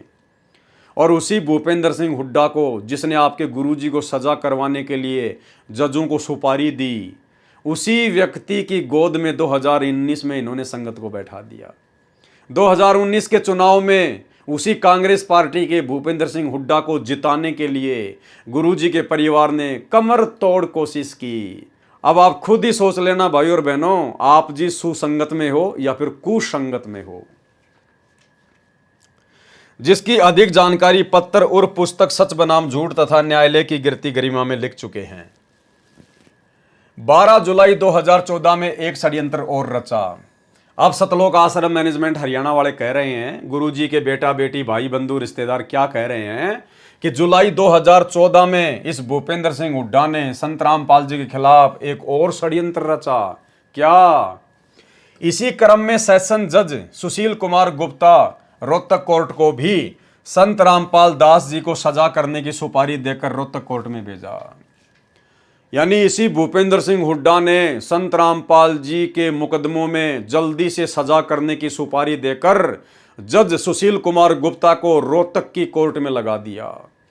इतना सब कुछ इन लोगों को पता है, गुरुजी के परिवार वालों को, और उसके बाद भी इन्होंने उसी भूपेंद्र सिंह हुड्डा को मुख्यमंत्री बनाने के लिए अपनी चप्पलें तोड़ दी। इन्होंने संगत का पैसा भी बर्बाद किया, संगत से वोट भी डलवाए, संगत से सपोर्ट भी करवाया। अरे कौन है असली गुरुद्रोही भाई और बहनों? कितनी बार लिख चुके हैं ये लोग, खुद अपने हाथों से लिख रहे हैं। अगर पवन दास लिखे, पवन दास बताए तो कोई यकीन नहीं करे। खुद गुरुजी का परिवार सतलोक आश्रम मैनेजमेंट हरियाणा अपने हाथों से लिख रहा है, और उसी व्यक्ति को, गुरुजी के सबसे बड़े शत्रु को, फिर 2019 में इन्होंने अपने सिर पर बैठा लिया। तो ये सतलोक आश्रम मैनेजमेंट हरियाणा कौन है? इसीलिए दास बार बार कहता है कि गुरुजी के बेटा बेटी भाई बंधु रिश्तेदार और गुरुजी का भाई और ये कोऑर्डिनेटर, ये काल की तरफ से धरती पर सीधे सीधे उसके विशेष एजेंट हैं। ये सतगुरु रामपाल जी भगवान की संगत को तहस नहस करने के लिए, उनको बदनाम करने के लिए काल ने भेजे। और तुम लोगों को नादानी में लगता है कि सतलोक आश्रम मैनेजमेंट हरियाणा तो ज्ञान प्रचार कर रहा है, सतलोक आश्रम मैनेजमेंट हरियाणा ने तो बहुत सारे आश्रम खोल दिए, रक्तदान दे दान करवा रहा है, पाठ करवा रहा है, जगह जगह आश्रम खोल रहा है। तुम सोच रहे कि भाई ये गुरुजी के खिलाफ कैसे है? अरे भाई, अगर कोई मंत्री जिसको 10 करोड़ रुपए मिलते हैं काम करवाने के लिए, अगर वो 10 के 10 करोड़ रुपए खा जाएगा तो जनता भड़क नहीं जाएगी, जनता समझ नहीं जाएगी, तो वो कुछ प्रतिशत तो लगाएगा विकास के कार्यों में, तभी तो खा पाएगा। तो इसी प्रकार भाई और बहनों, जैसे जब ईस्ट इंडिया कंपनी भारत में आई, जब अंग्रेजों का शासन था, उस समय भी चापलूस जनता बहुत होती थी, जो स्वतंत्रता सेनानियों का, जो कि अंग्रेजों की सच्चाई बताया करते थे, उन स्वतंत्र सेनानियों का विरोध करती थी, और अंग्रेज जो हमारे देश को लूट रहे थे उनको अच्छा बताया करती थी। और जब हम सत्सेवकों की तरह जगह जगह जाकर वो स्वतंत्रता सेनानी लोगों को जागरूक किया करते थे कि भाई ये अंग्रेज हमारे देश को लूट रहे हैं, ये कोई विकास नहीं कर रहे, तो वो क्या कहते थे चापलूस लोग पता है? कि क्यों मूर्ख बना रहे हो तुम? ये अंग्रेज देखो भारत में रेलवे लाइन बिछा रहे हैं, इन अंग्रेजों ने बड़े बड़े बंदरगाह बना दिए, इन अंग्रेजों ने बड़ी बड़ी डामर की पक्की सड़कें बना दी है, बड़े बड़े स्कूल बना रहे हैं, बड़े बड़े पानी के जहाज बना रहे हैं, इन्होंने देखो कितनी सेना हिंदुस्तान में लाके खड़ी कर दी, और तुम कह रहे हो कि अंग्रेज भारत देश का विकास नहीं कर रहे। जबकि उन मूर्खों को यह समझ में नहीं आ रहा था कि नालायकों, ये अंग्रेज जो ये लंबी लंबी सड़कें बना रहे हैं, पक्की पक्की सड़कें बना रहे हैं, रेलवे लाइन बिछा रहे हैं, बंदरगाह बना रहे हैं, पानी के जहाज बना रहे हैं, अरे ये तुम्हारे को भिखारी बनाने के लिए बना रहे हैं और अपने स्वार्थ के लिए कर रहे हैं। ये रेलवे लाइन और पक्की सड़कें इसलिए बना रहे हैं ताकि भारत देश से जो कच्चा सामान है वो रेलवे लाइन के माध्यम से, रोड के माध्यम से आसानी से बंदरगाह तक ले जाया जा सके, और बंदरगाह से फिर पानी की जहाज में डाल के इंग्लैंड ले जाया जा सके, और इंग्लैंड से फिर पक्का माल हमारे देश में लाकर और तिगुनी चौगुनी कीमत पर आप और हमारे को ही बेचकर मुनाफा कमाया जाता था। अंग्रेज जो कुछ थोड़ा बहुत विकास कर रहे थे अपने स्वार्थ के लिए कर रहे थे, और उन अनपढ़ और नादान देशवासियों को लगता था कि ये देश का विकास कर रहे हैं। तो भाई इसी प्रकार ये जो सतलोक आश्रम मैनेजमेंट हरियाणा जो जगह जगह जो ये आश्रम खोल रहा है ना, ये अपने स्वार्थ के लिए खोल रहा है। और ये आश्रम, ये करोड़ों रुपए के आश्रम, ये अपने बाप दादाओं की जमीन बेच के या अपनी औरतों के गहने बेच के नहीं बनवा रहे। अरे तुम ही लोगों के खून पसीने की कमाई चूस चूस के बना रहे हैं। तुम लोग इनको फ्री के मजदूर मिले हुए हो। इनका क्या लग रहा है? कुछ नहीं लग रहा। इनके तो पांचों उंगली घी में है। मूर्ख बन रहा तो कौन बन रहा है? तुम बन रहे हो। मर्यादा टूट रही है तो किसकी टूट रही है? तुम लोगों की टूट रही है। तो नादानो, ये तुम्हारे को लूट रहा है काल प्रेरणा से। तुम्हारी मर्यादाएं खंडित करवाई जा रही हैं। तुम्हारा ही जूता और तुम्हारे सिर पे मारा जा रहा है। तुम्हारे पैसे से ये राजनीति कर रहे हैं और तुम्ही से राजनीति करवा कर, राजनेताओं का सपोर्ट करवा कर तुम्हारी मर्यादा तुड़वाई जा रही है। तुम्हारे पैसों से 50-50 लाख रुपए के बैडमिंटन के स्टेडियम बनवाए जा रहे हैं धनाना गांव में। अरे तुम्ही भक्तों के पैसों से, इन कुपात्रों ने तुमसे पैसा लिया, तुमने इन कुपात्रों को दान दिया और तुम्हारे दान का दुरुपयोग अभी ये स्टेडियम बनाने में कर रहे हैं, हॉस्पिटल बनाने में कर रहे हैं, गांव वालों के लिए बसें बनाने में, गुंडों की सीबीआई जांच में, हरियाणा के जाट आरक्षण में। तुम्हारा ही पैसा, तुम्हारा ही जूता तुम्हारे सिर पे मारा जा रहा है और फिर भी तुम्हें लगता है कि ये गुरुजी के मिशन को आगे बढ़ा रहा है। इन्होंने तो गुरुजी के मिशन की अपनी तरफ से तो ऐसी तैसी करके रख दी है। ये ज्ञान गंगा पुस्तक बांटना और बंटवाना, 2-4 टीवी चैनल पे सत्संग चला देना, केवल यही गुरुजी के मिशन को आगे बढ़ाना नहीं है। अरे परमात्मा भगत बनाने आए हैं, मजदूर तो बहुत है परमात्मा के पास में। भगवान को मजदूरों की जरूरत नहीं है, भक्तों की जरूरत है। तो भाई और बहनों, अगर आप इनकी कुसंगति से निकल सकते हो तो निकल जाओ। जब तक गुरुजी नहीं आते हैं तब तक ज्ञान को आधार बनाओ, साथ संगति से जुड़ के अपने गुरु को भगवान बनाओ और घर को आश्रम बनाओ। अन्यथा ऐसे जाओगे इस धरती से जैसे गधे के सिर से सींग जाते हैं। तो इसी क्रम में सेशन जज सुशील कुमार गुप्ता रोहतक कोर्ट को भी संत रामपाल दास जी को सजा कराने की सुपारी देकर रोहतक कोर्ट में भेजा। यानी तुम्हारे गुरुजी के दुश्मन को इसने 2019 में वोट डलवाए, जिसने संत रामपाल जी के मुकदमों में सजा करवाने के लिए रोहतक कोर्ट में स्पेशल जज नियुक्त किया। कुछ विशेष श्री सुशील कुमार गुप्ता जी हिसार शहर में कंज्यूमर कोर्ट में जज लगे थे। सूत्रों का कहना है, यानी इनके पास में कोई सबूत नहीं है, सतलोक आश्रम मैनेजमेंट हरियाणा के पास में इस बात का सबूत नहीं है, इसलिए इन्होंने ये कहा सूत्रों का कहना है, यानी हवाई बात है। सूत्रों का कहना है कि श्री भूपेंद्र सिंह हुड्डा ने पहली शर्त रखी थी कि मेरा एक कार्य है, संत रामपाल जी महाराज का एक मुकदमा नंबर 198/2006 रोहतक कोर्ट में चल रहा है, उसमें 6 महीने के अंदर अंदर सजा होनी चाहिए। किसने कहा? भूपेंद्र सिंह हुड्डा ने। इसी शर्त पर सेशन जज सुशील कुमार गुप्ता ने सेशन जज लगते ही जुल्म ढाने शुरू किए, जिसकी संपूर्ण जानकारी कृपया पढ़ें पेज नंबर 25 से 39 पर। श्री भूपेंद्र सिंह हुड्डा ने हाईकोर्ट के भ्रष्ट जजों को अपना सहयोगी बना ही रखा था। सेशन जज सुशील कुमार गुप्ता ने संत रामपाल दास जी महाराज की कोर्ट में निजी तौर पर उपस्थिति होने से दिनांक 12/2/2014 को स्थायी हाजिरी माफी कर दी। इसने कोर्ट में ओपनली कहा था कि इस मुकदमा नंबर 198/2006 का निपटारा जल्दी करना है, इसलिए बार बार हाजिरी माफी की कोई आवश्यकता नहीं है। हमारे महाराज जी से एफिडेविट लेकर स्थायी हाजिरी माफी कर दी तथा छोटी छोटी तारीख लगाकर अपना वायदा पूरा करना चाहा। इस मुकदमे में 38 मुलजिम बना रखे हैं।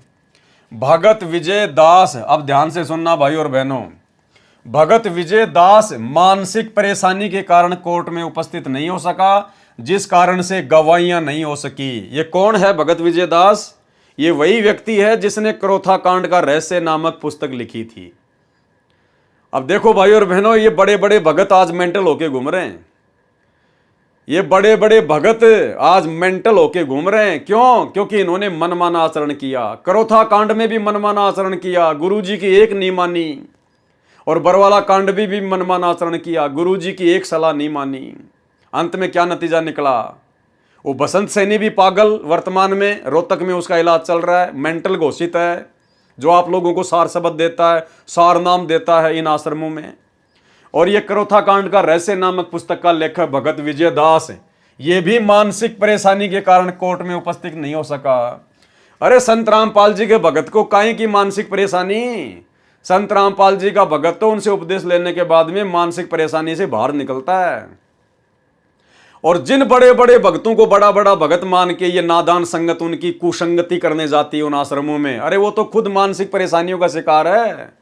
अरे ये तो पागल बन के घूम रहे हैं, मेंटल हॉस्पिटल में इन लोगों का इलाज चल रहा है। तुम किन लोगों के पास जा रहे हो? किन पागलों के पास जा रहे हो तुम? ये खुद बड़े बड़े भगत अपने हाथों से लिख रहे हैं अपनी आप बीती। तो भैया घर बैठ के भक्ति कर लो, अगर भगवान चाहिए तो। नौटंकी करनी है तो बात अलग है। भगत विजय दास मानसिक परेशानी के कारण कोर्ट में उपस्थित नहीं हो सका, यानी वो घर से भाग गया, पागल हो गया। लोग उसको ढूंढ रहे थे लेकिन वो मिल नहीं रहा था, जिस कारण से वो कोर्ट में नहीं जा पाया, जिस कारण से गवाहियां नहीं हो सकी।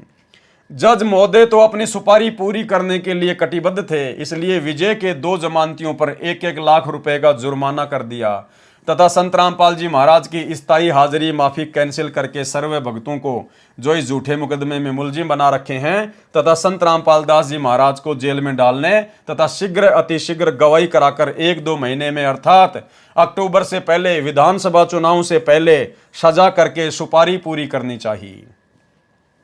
उसी समय 5/6/2014 को हाईकोर्ट का भ्रष्ट जज सतीश कुमार मित्तल रोहतक कोर्ट में चेकिंग के बहाने अपना भ्रष्टाचार का हिस्सा लेने गया हुआ था। अब भाइयों बहनों बताओ, इस बात का इन लोगों को क्या पता? कि वो दूसरा जज चेकिंग करने के बहाने दूसरे जज से रिश्वत लेने गया था, अपना हिस्सा लेने गया था। ये इस प्रकार की बेहुदी बातें जिनका कोई सबूत नहीं, कोई प्रमाण नहीं, इस प्रकार की बातें इस भ्रष्ट जज कुमारक नामक पुस्तक में लिख लिख कर इन्होंने जजों को खूब भड़काया है।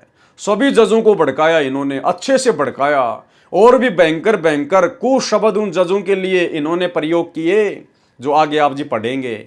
और इसी भ्रष्ट जज कुमारक पुस्तक के कारण इन जजों ने सख्ताई करी 2014 में कि संत रामपाल जी चाहे जमीन के बंकर में क्यों ना छुपा हो, पकड़ के लेके आओ। वे जज इतनी ज्यादा ईर्ष्या करने लग गए संत रामपाल जी से, सतलोक आश्रम मैनेजमेंट हरियाणा की मनमानियों के कारण, इन लोगों के मनमाने आचरण के कारण। रोहतक कोर्ट में चेकिंग के बहाने अपना भ्रष्टाचार का हिस्सा लेने गया हुआ था।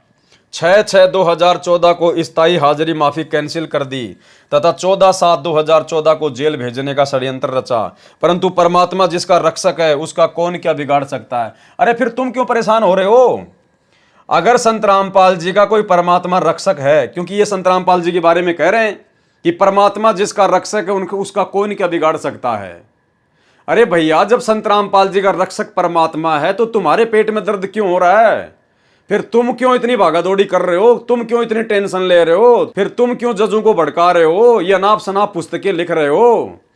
एक तरफ तो तुम कह रहे हो कि जज चाहे कुछ भी कर ले, जिसका परमात्मा रक्षक है उसका कौन क्या बिगाड़ देगा, यानी तुम्हारे अनुसार संत रामपाल जी का रक्षक है वो कबीर है, और संत रामपाल जी का कौन क्या बिगाड़ देगा। अरे भाई, जब तुम्हें पता है कि संत रामपाल जी का रक्षक परमात्मा है और परमात्मा के रहते सहते संत रामपाल जी का कोई जज कुछ भी नहीं बिगाड़ सकता, फिर तुम्हारे पेट में दर्द क्यों हो रहा है? फिर क्यों तुमने राष्ट्रीय समाज सेवा समिति बनाई? क्यों तुमने ये 3-3 पुस्तकें लिखी उन जजों के खिलाफ? क्यों ऐसे ऐसे अभद्र शब्द लिख के तुमने उन जजों को भड़काया? बरवाला कांड करने के लिए क्यों तुमने जजों को प्रेरित किया? बैठ के अपनी भक्ति करते ना, क्यों नौटंकी कर रहे थे फिर तुम? लेकिन भाई और बहनों, जब जीव काल प्रेरित हो जाता है तो फिर वो बैठ नहीं सकता, फिर वो काल उसको प्रेरणा करता रहेगा, और काल की कुप्रेरणा से फिर वो सारे मनमाने आचरण करता है। और इन्हीं मनमाने आचरणों का नतीजा ये बरवाला कांड। आज 10 साल से जो गुरुदेव भगवान जेल में बैठे हुए ना, अपने इन्हीं नालायक शिष्यों और अपने परिवार की महागलतियों के कारण, इन्हीं के अहंकार के चलते 6/6/2014 को स्थायी हाजिरी माफी कैंसिल कर दी तथा 14/7/2014 को जेल भेजने का षड्यंत्र रचा, परंतु परमात्मा जिसका रक्षक है उसका कौन क्या बिगाड़ सकता है। तत्कालीन मुख्यमंत्री सहित सर्व भ्रष्ट जजों को मुंह की खानी पड़ी। अधिक जानकारी आप जी इस पुस्तक में पढ़ें। भूपेंद्र सिंह हुड्डा झूठा तथा कृतघ्नी व्यक्ति है। कौन लिख रहा है? गुरुजी का परिवार, सतलोक आश्रम मैनेजमेंट हरियाणा वाले अपने खुद के हाथों से लिख रहे हैं कि भूपेंद्र सिंह हुड्डा झूठा तथा कृतघ्नी व्यक्ति है। फिर क्यों 2019 में उसी भूपेंद्र सिंह हुड्डा को अपना बाप बना लिया तुम लोगों ने? अरे उसी झूठे तथा कृतघ्नी व्यक्ति को तुमने क्यों वोट डलवाए? क्यों उसको मुख्यमंत्री बनाने का ठेका लिया, जो तुम्हारे गुरु का सबसे बड़ा दुश्मन है? तो भाई और बहनों, विचार कर लो, संत रामपाल जी के दुश्मन कौन है? सतलोक आश्रम मैनेजमेंट हरियाणा वाले, जो अपने गुरु जी के दुश्मन का सपोर्ट करते हैं। एक अन्य प्रमाण, जब अत्याचारी तत्कालीन मुख्यमंत्री भूपेंद्र सिंह हुड्डा जी सर्व ताकत असफल रही तो इसने मित्र बनकर अपने घटिया उद्देश्य में सफल होने की सोची। 18 जून को डीजीपी सीआईडी श्री अनंत सिंह ढुल का फोन भगत रविंद्र दास जी पूनावाले के पास आया, जो पहले से ही डीजीपी का मिलने वाला था। वही रविंद्र डाका जिसकी 400-500 गाड़ियां चलती हैं, जिसका महाराष्ट्र में ट्रांसपोर्ट का काम है, उसके पास में फिर क्या हुआ? डीजीपी का फोन आया रविंद्र डाका के पास में, जो कि संत रामपाल जी का भगत है। यानी फिर मुख्यमंत्री भूपेंद्र सिंह हुड्डा ने एक और चाल चली कि दूसरे तरीके से संत रामपाल जी के भक्तों को थोड़ा सा शांत किया जाए। 18 जून को डीजीपी सीआईडी श्री अनंत सिंह ढुल का फोन भगत रविंद्र दास जी पूनावाले के पास आया, जो पहले से ही डीजीपी का मिलने वाला था। अरे क्या मिलना भाई, काहे की यारी दोस्ती रिश्तेदारी? क्या मतलब था डीजी से, आईजी से, इनसे दोस्ती करने का? ये भक्ति मार्ग में चलता है क्या? भाई और बहनों, शिक्षा लेनी है, शिक्षा। देखो, जिसकी जैसी भावना होती है, जिसकी जैसे पिछले पुण्य होते हैं, संस्कार होते हैं, कर्म होते हैं, परमात्मा उसी आधार से उस आत्मा को वर्तमान में सुख देता है यहाँ के काल के। आप और हमारे भाग्य में यदि सुख हैं, ढेर सारे सुख हैं, तो भी अपने गुरुदेव भगवान से रोजाना यही विनती किया करो कि गुरुजी, यदि मेरे भाग्य में, मेरे संस्कार में आवश्यकता से ज्यादा इस काललोक के सुख हैं तो परमात्मा आप उनको कैंसिल कर देना। हे मालिक, मुझे तो इसी जन्म में सतलोक जाना है, मेरे परमात्मा साईं इतना दीजिए जिसमें कुटुंब समाव, हम भी भूखे ना रहें, साधु ना भूखा जाए। हे परमेश्वर, यदि इस काललोक में आवश्यकता से अधिक सुख हो गए तो परमात्मा में भक्ति कर ही नहीं पाऊंगा। मैं भक्ति पर लगा अवश्य रहूंगा, लेकिन मेरे भाव आपके चरणों में वैसे नहीं होंगे जिस भाव के चलते मेरी मुक्ति होनी हो। भाइयों और बहनों, विचार करो, जिस रविंद्र ढाका के 500 ट्रक चलते हों, जिस भगत के 500 कैंटर हों, इतना बड़ा ट्रांसपोर्ट का काम हो, जिस अकेले भगत के 500 ट्रक चलते हों, क्या वो भगत कभी भक्ति कर सकता है? क्या वो भगत इसी जन्म में सतलोक जा सकता है? अरे कितनी परेशानी झेल रहा होगा।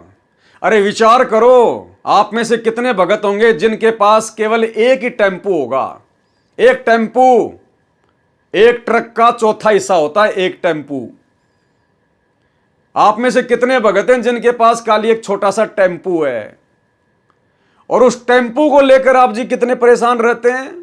कभी पंचर हो गया, कभी पुलिस वाले ने पकड़ लिया, कभी उसकी फिटनेस करवानी, कभी उसके टायर बदलवाने, कभी इंजन ने काम मांग लिया, कभी आरटीओ ने पकड़ लिया, आज काम नहीं मिला। कितनी टेंशन रहती है आपको उस एक छोटे से टेम्पू को लेकर। और भाई, जिसके 500 ट्रक चलते हो, फिर उसको तो कहां कहां सेटिंग करनी पड़ती होगी। आरटीओ में बड़े बड़े अधिकारियों के साथ में उठना बैठना है, होली दिवाली पे उनको जो है वो गिफ्ट वगैरह देना, उनकी हर बात को मानना, चाहे मर्यादा टूटे या ना टूटे, क्योंकि भाई अपना धंधा चलाना है। ट्रांसपोर्ट का काम है, 500 ट्रक कोई भगत बन के थोड़ी चला सकता है। भगत बन के तो आप जी पूरी मर्यादा में रह के तो आप एक छोटा सा टेम्पू नहीं चला सकते वर्तमान में, एक टेम्पू। तो तभी तो ये डीजीपी जैसे लोगों के साथ में उसकी जानकारी उसका मिलने वाला, जबकि भगत का क्या मतलब है। परमात्मा तो कहते हैं अगर भगत अगर मर्यादा में है तो भगत का जगत का तो 36 का आंकड़ा होता है, 36 का आंकड़ा। तो रविंद्र ढाका जी के बड़े बड़े अधिकारी, बड़े बड़े प्रशासनिक लोग, राजनेता लोग मिलने वाले, तो कहां मर्यादा है। भाई और बहनों, भगवान से हाथ जोड़ के प्रार्थना करना कि परमात्मा मेरे भाग्य में भी हो तो भी मत देना। हे परमात्मा, अगर मेरा वर्तमान में काम ज्यादा है और यदि आप जी उचित समझते हैं तो परमात्मा मेरे इस काम को भी कम कर दो। मुझे तो भक्ति करनी है। 2 टाइम की रोटी परमात्मा आप दोगे, ये धंधा नहीं देगा। धंधा तो केवल एक माध्यम है, एक निमित्त है। तीनों लोकों में प्रवेश करके सबका भरण पोषण करने वाला जब समर्थ हमारा गुरु है तो हमने काहे की टेंशन।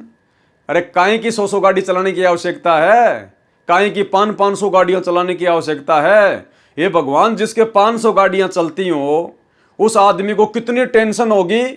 भाई वो तो खाना भी ढंग से नहीं खा पाता होगा, मंत्र क्या खाक करेगा ध्यान से, आरती क्या खाक करेगा। तो सोचो भाई और बहनों, विचार करो, ये परमात्मा इतना सारा खुलासा क्यों करवा रहे हैं। क्योंकि ये जितने भी बड़े बड़े भगत समझे जाते हैं ना, वो केवल इसीलिए इतना बड़ा भगत समझा जाता है कि उसके 500 गाड़ियां चलती हैं, पूना के महाराष्ट्र में बहुत बड़ा ट्रांसपोर्ट का कार्य करता है, और चाहे ज्ञान की छीट भी ना हो लेकिन भगत तो उसको बहुत बड़ा भगत समझ लेंगे, और वो जो कहेगा वो सबको मानना पड़ेगा कि ये बहुत बड़ा भगत है। केवल हमने पैसे और पद के हिसाब से बड़े बड़े भगत मान लिए, ज्ञान के आधार से हमने किसी को अच्छा भगत नहीं माना। तो भाई और बहनों, मालिक से हाथ जोड़ना कि परमात्मा दया करना, उतना ही देना परमात्मा कि आपकी भक्ति में कोई विघ्न ना पड़े। हे मालिक, मुझे जगत वालों से, कोई अधिकारी से, कोई प्रशासन वालों से किसी प्रकार का कोई संपर्क ना करना पड़े। परमात्मा, मेरा तो जिंदगी में उनसे कभी कोई काम भी ना पड़े मेरे मालिक। तो भाई और बहनों, विचार कर लेना, ये बहुत गहनता की बातें हैं। ये सतलोक जाने के लक्षण नहीं है 500 ट्रक चलाना, 100 ट्रक चलाना, लंबा चौड़ा काम बढ़ाना, काम को आगे से आगे बढ़ाते जाना। इस भक्ति मार्ग में उपदेश लेने के बाद अगर ज्ञान समझ में आ गया और पहले से काम बढ़ा हुआ है उसको भी कम करो, उसको भी कम धीरे धीरे नीचे लेके आओ, ताकि ज्यादा से ज्यादा समय परमात्मा की भक्ति को दे सकें। तो भाई और बहनों, हमने तो असली सुख सतलोक में प्राप्त करना है, और जब तक इस काल लोक के नकली सुखों को ठोकर नहीं मारेंगे, वो सतलोक का सुख कभी जिंदगी में नहीं मिलेगा। 18 जून को डीजीपी सीआईडी श्री अनंत सिंह ढुल का फोन भगत रविंद्र दास जी पूना वाले के पास आया, जो पहले से ही डीजीपी का मिलने वाला था। ढुल ने कहा कि मेरी मुख्यमंत्री जी से बात हुई है, वे कहते हैं कि हम आपके गुरुदेव जी पर बने सर्वे मुकदमे समाप्त करना चाहते हैं। भगत रविंद्र दास जी को भी इस झूठे मुकदमे में मुलजिम बना रखा है। भगत रविंद्र दास ने मुख्य भगतों के साथ सभा में सर्वे बात बताई। उसमें निष्कर्ष निकला कि यह एक नया षड्यंत्र रचा जा रहा है। शिक्षा लेनी है भाई और बहनों, शिक्षा। हमें कोई मतलब नहीं है इन सब बातों से, लेकिन हमने शिक्षा लेनी है कि हमारे जो पुराने गुरु भगत भाई बहन हैं, वो कितना अपने गुरु जी को समझ पाए, वो कितना भक्ति कर रहे थे, वो कितना मर्यादा में थे, वो काल के हत्थे चढ़े हुए थे या सतगुरु रामपाल जी के भगत बनकर भक्ति कर रहे थे। मनमानी, सतगुरु के रहते सहते मनमानी, ये प्रमाण है। भगत रविंद्र दास ने मुख्य भगतों के साथ सभा में सर्वे बात बताई। उसमें निष्कर्ष निकला कि यह नया षड्यंत्र रचा जा रहा है। गुरुजी से कोई बात नहीं, गुरुजी से कोई विचार विमर्श नहीं। रविंद्र ढाका ने मुख्य भगतों के साथ में मिलकर मीटिंग बुलाई और खुद भगतों ने मिलकर बैठकर ही निष्कर्ष निकाल लिया कि भाई ये नया षड्यंत्र रचा जा रहा है, हमने कोई बात नहीं करनी है भूपेंद्र सिंह हुड्डा से। कोई गुरुजी का जिक्र नहीं, कोई गुरुजी से बातचीत नहीं, कोई गुरुजी से विचार विमर्श नहीं। क्योंकि जब सतलोक आश्रम वालों ने 2010 में राष्ट्रीय समाज सेवा समिति बनाई थी, तो दास ने आपको उसका पॉइंट नंबर 12 पढ़ा दिया, दिखा दिया उन्हीं के हाथों से लिखे हुए उनके संविधान में कि हम राष्ट्रीय समाज सेवा समिति वाले संत रामपाल जी से किसी भी कार्य में कोई दिशा निर्देश नहीं लेंगे। स्पष्ट हो गया। और फिर खुद इनके हाथों से लिखा हुआ आप जी पढ़ लो, दोनों बातें मेल कर गई।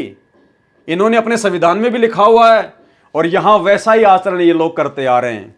कितनी मनमानियां दास ने आपको इनकी गिना दी, इन्हीं के हाथों से लिखी हुई पुस्तक भ्रष्ट जज कुमारक के अंदर। तो ये होता गुरु को मानुष मानना, गुरु जी को अपने जैसा जीव मानना, गुरु जी की बातों को महत्व ना देना। और इसी का नतीजा आगे चल के निकला बरवाला कांड।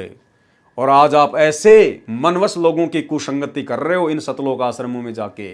ये खुद तो डूबे हुए हैं, तुम्हारे को भी ऐसी जगह पे डुबोएंगे जहां पे तुम्हें कोई बचाने वाला नहीं मिलेगा।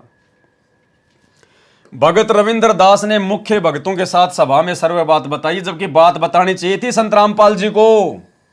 अपने गुरुजी के पास में जाता सीधा कि गुरुजी ऐसी ऐसी बात है, मेरे पास में फोन आया है, क्या करना है।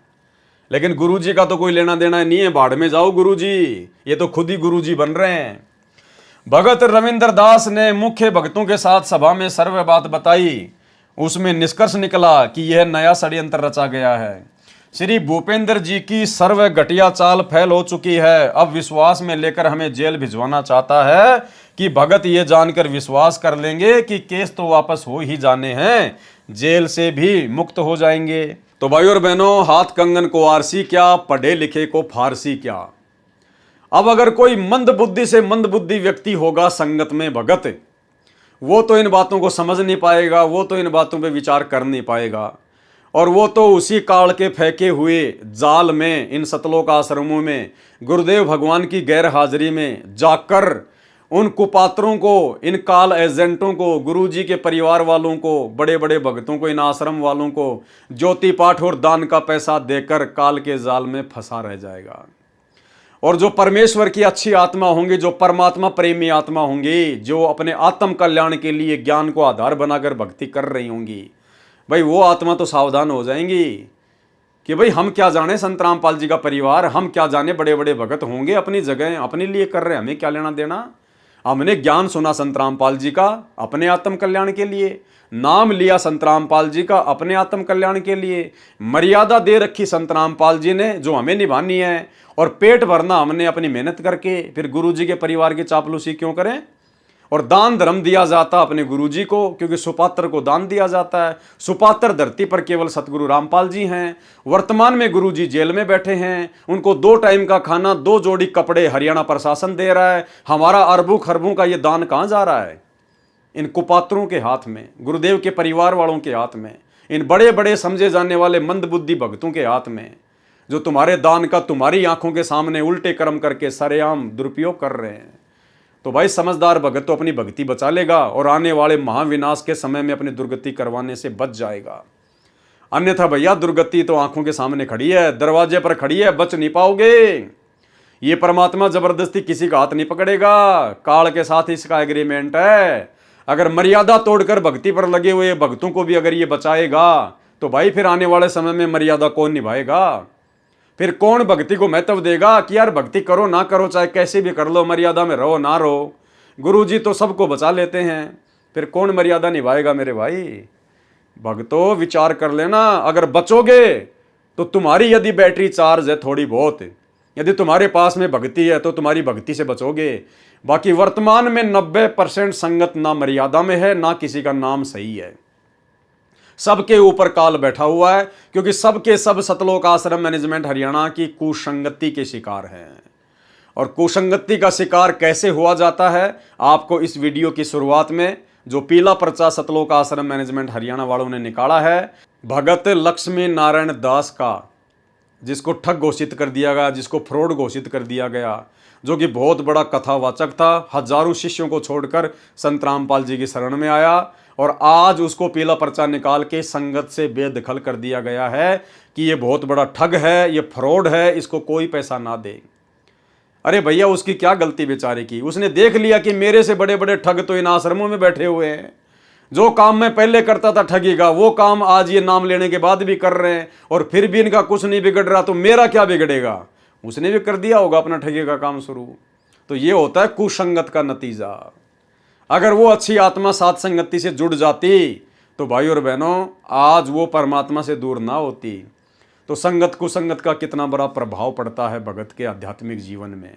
ये परमात्मा ने इतनी बड़ी बड़ी पुस्तकें, कबीर सागर का सरलार्थ, अन्य पुस्तकें जिनके ऊपर वीडियो बनाने की प्रेरणा दे रहे हैं। अब बताइए भाई और बहनों, ऐसे ऐसे गूढ़ रहस्य परमात्मा ने इन पुस्तकों में छुपा रखे हैं जो गुरुदेव ने सत्संगों में नहीं बताए। क्योंकि भाई और बहनों समय आने पर ही परमात्मा सारे खुलासे करवाता है। तो अब ये ठीक का समय चल रहा है, लास्ट का समय चल रहा है। 2028 लास्ट युग परिवर्तन का समय है। ये 2025 और 26 कितने भयंकर गुजरेंगे किसी को उम्मीद नहीं, किसी को आशा नहीं है। तो विचार कर लेना, भक्ति बचाएगी, मर्यादा बचाएगी। अगर कुसंगति से बाहर नहीं निकले, सात संगति से नहीं जुड़े, गुरुजी से अपने तमाम कुकर्मों की माफ़ी नहीं मांगी, जो कुकर्म तुमसे गुरुजी का परिवार इन आश्रमों में बुला बुला के, राजनीतियाँ करवा करवा के, तुम्हारे पैसे का दुरुपयोग करवा करवा के, अपने धार्मिक धंधे के लिए जो गलतियां करवा चुका है, जो कुकर्म करवा चुका है, समय रहते इन तमाम कुकर्मों की माफ़ी अपने गुरुदेव भगवान से मांग लो और सात संगति की वीडियो देखना शुरू कर दो अगर बचना चाहते हो तो भाई और बहनों, सृष्टि रचना के माध्यम से जो वीडियो बनाने की श्रृंखला जारी है, जिसमें आज हमारा ये 8वें नंबर का वीडियो था। आज के वीडियो में हम केवल इतना ही लेंगे और कल रात्रि 9 बजे गुरुदेव का आशीर्वाद रहा तो फिर एक नई वीडियो के साथ में आप जी के सामने आएंगे।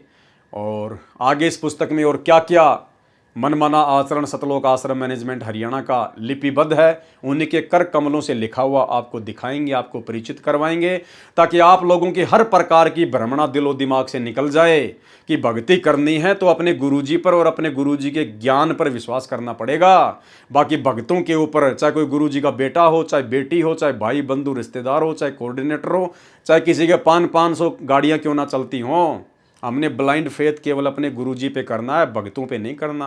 और कोई कितना ही बड़ा भगत हो, यदि वो हमें कोई आदेश देता है, कोई बात बताता है गुरुजी का नाम लेके, वो बात यदि हमारे गुरुजी के सत्संगों से मेल खाती है तो फिर हमारे ऊपर निर्णय लेगा कि हम माने या ना माने।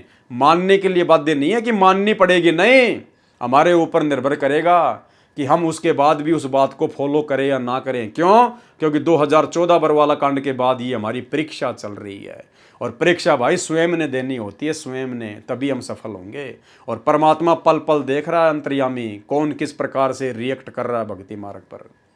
तो भाई और बहनों, आज के वीडियो में केवल इतना ही। कल परमात्मा के दया से फिर से हाजिर होंगे। तब तक के लिए गुरुदेव भगवान हम सबको इजाज़त दे, आशीर्वाद दे। बंदी छोड़ सतगुरु रामपाल जी भगवान की जय हो।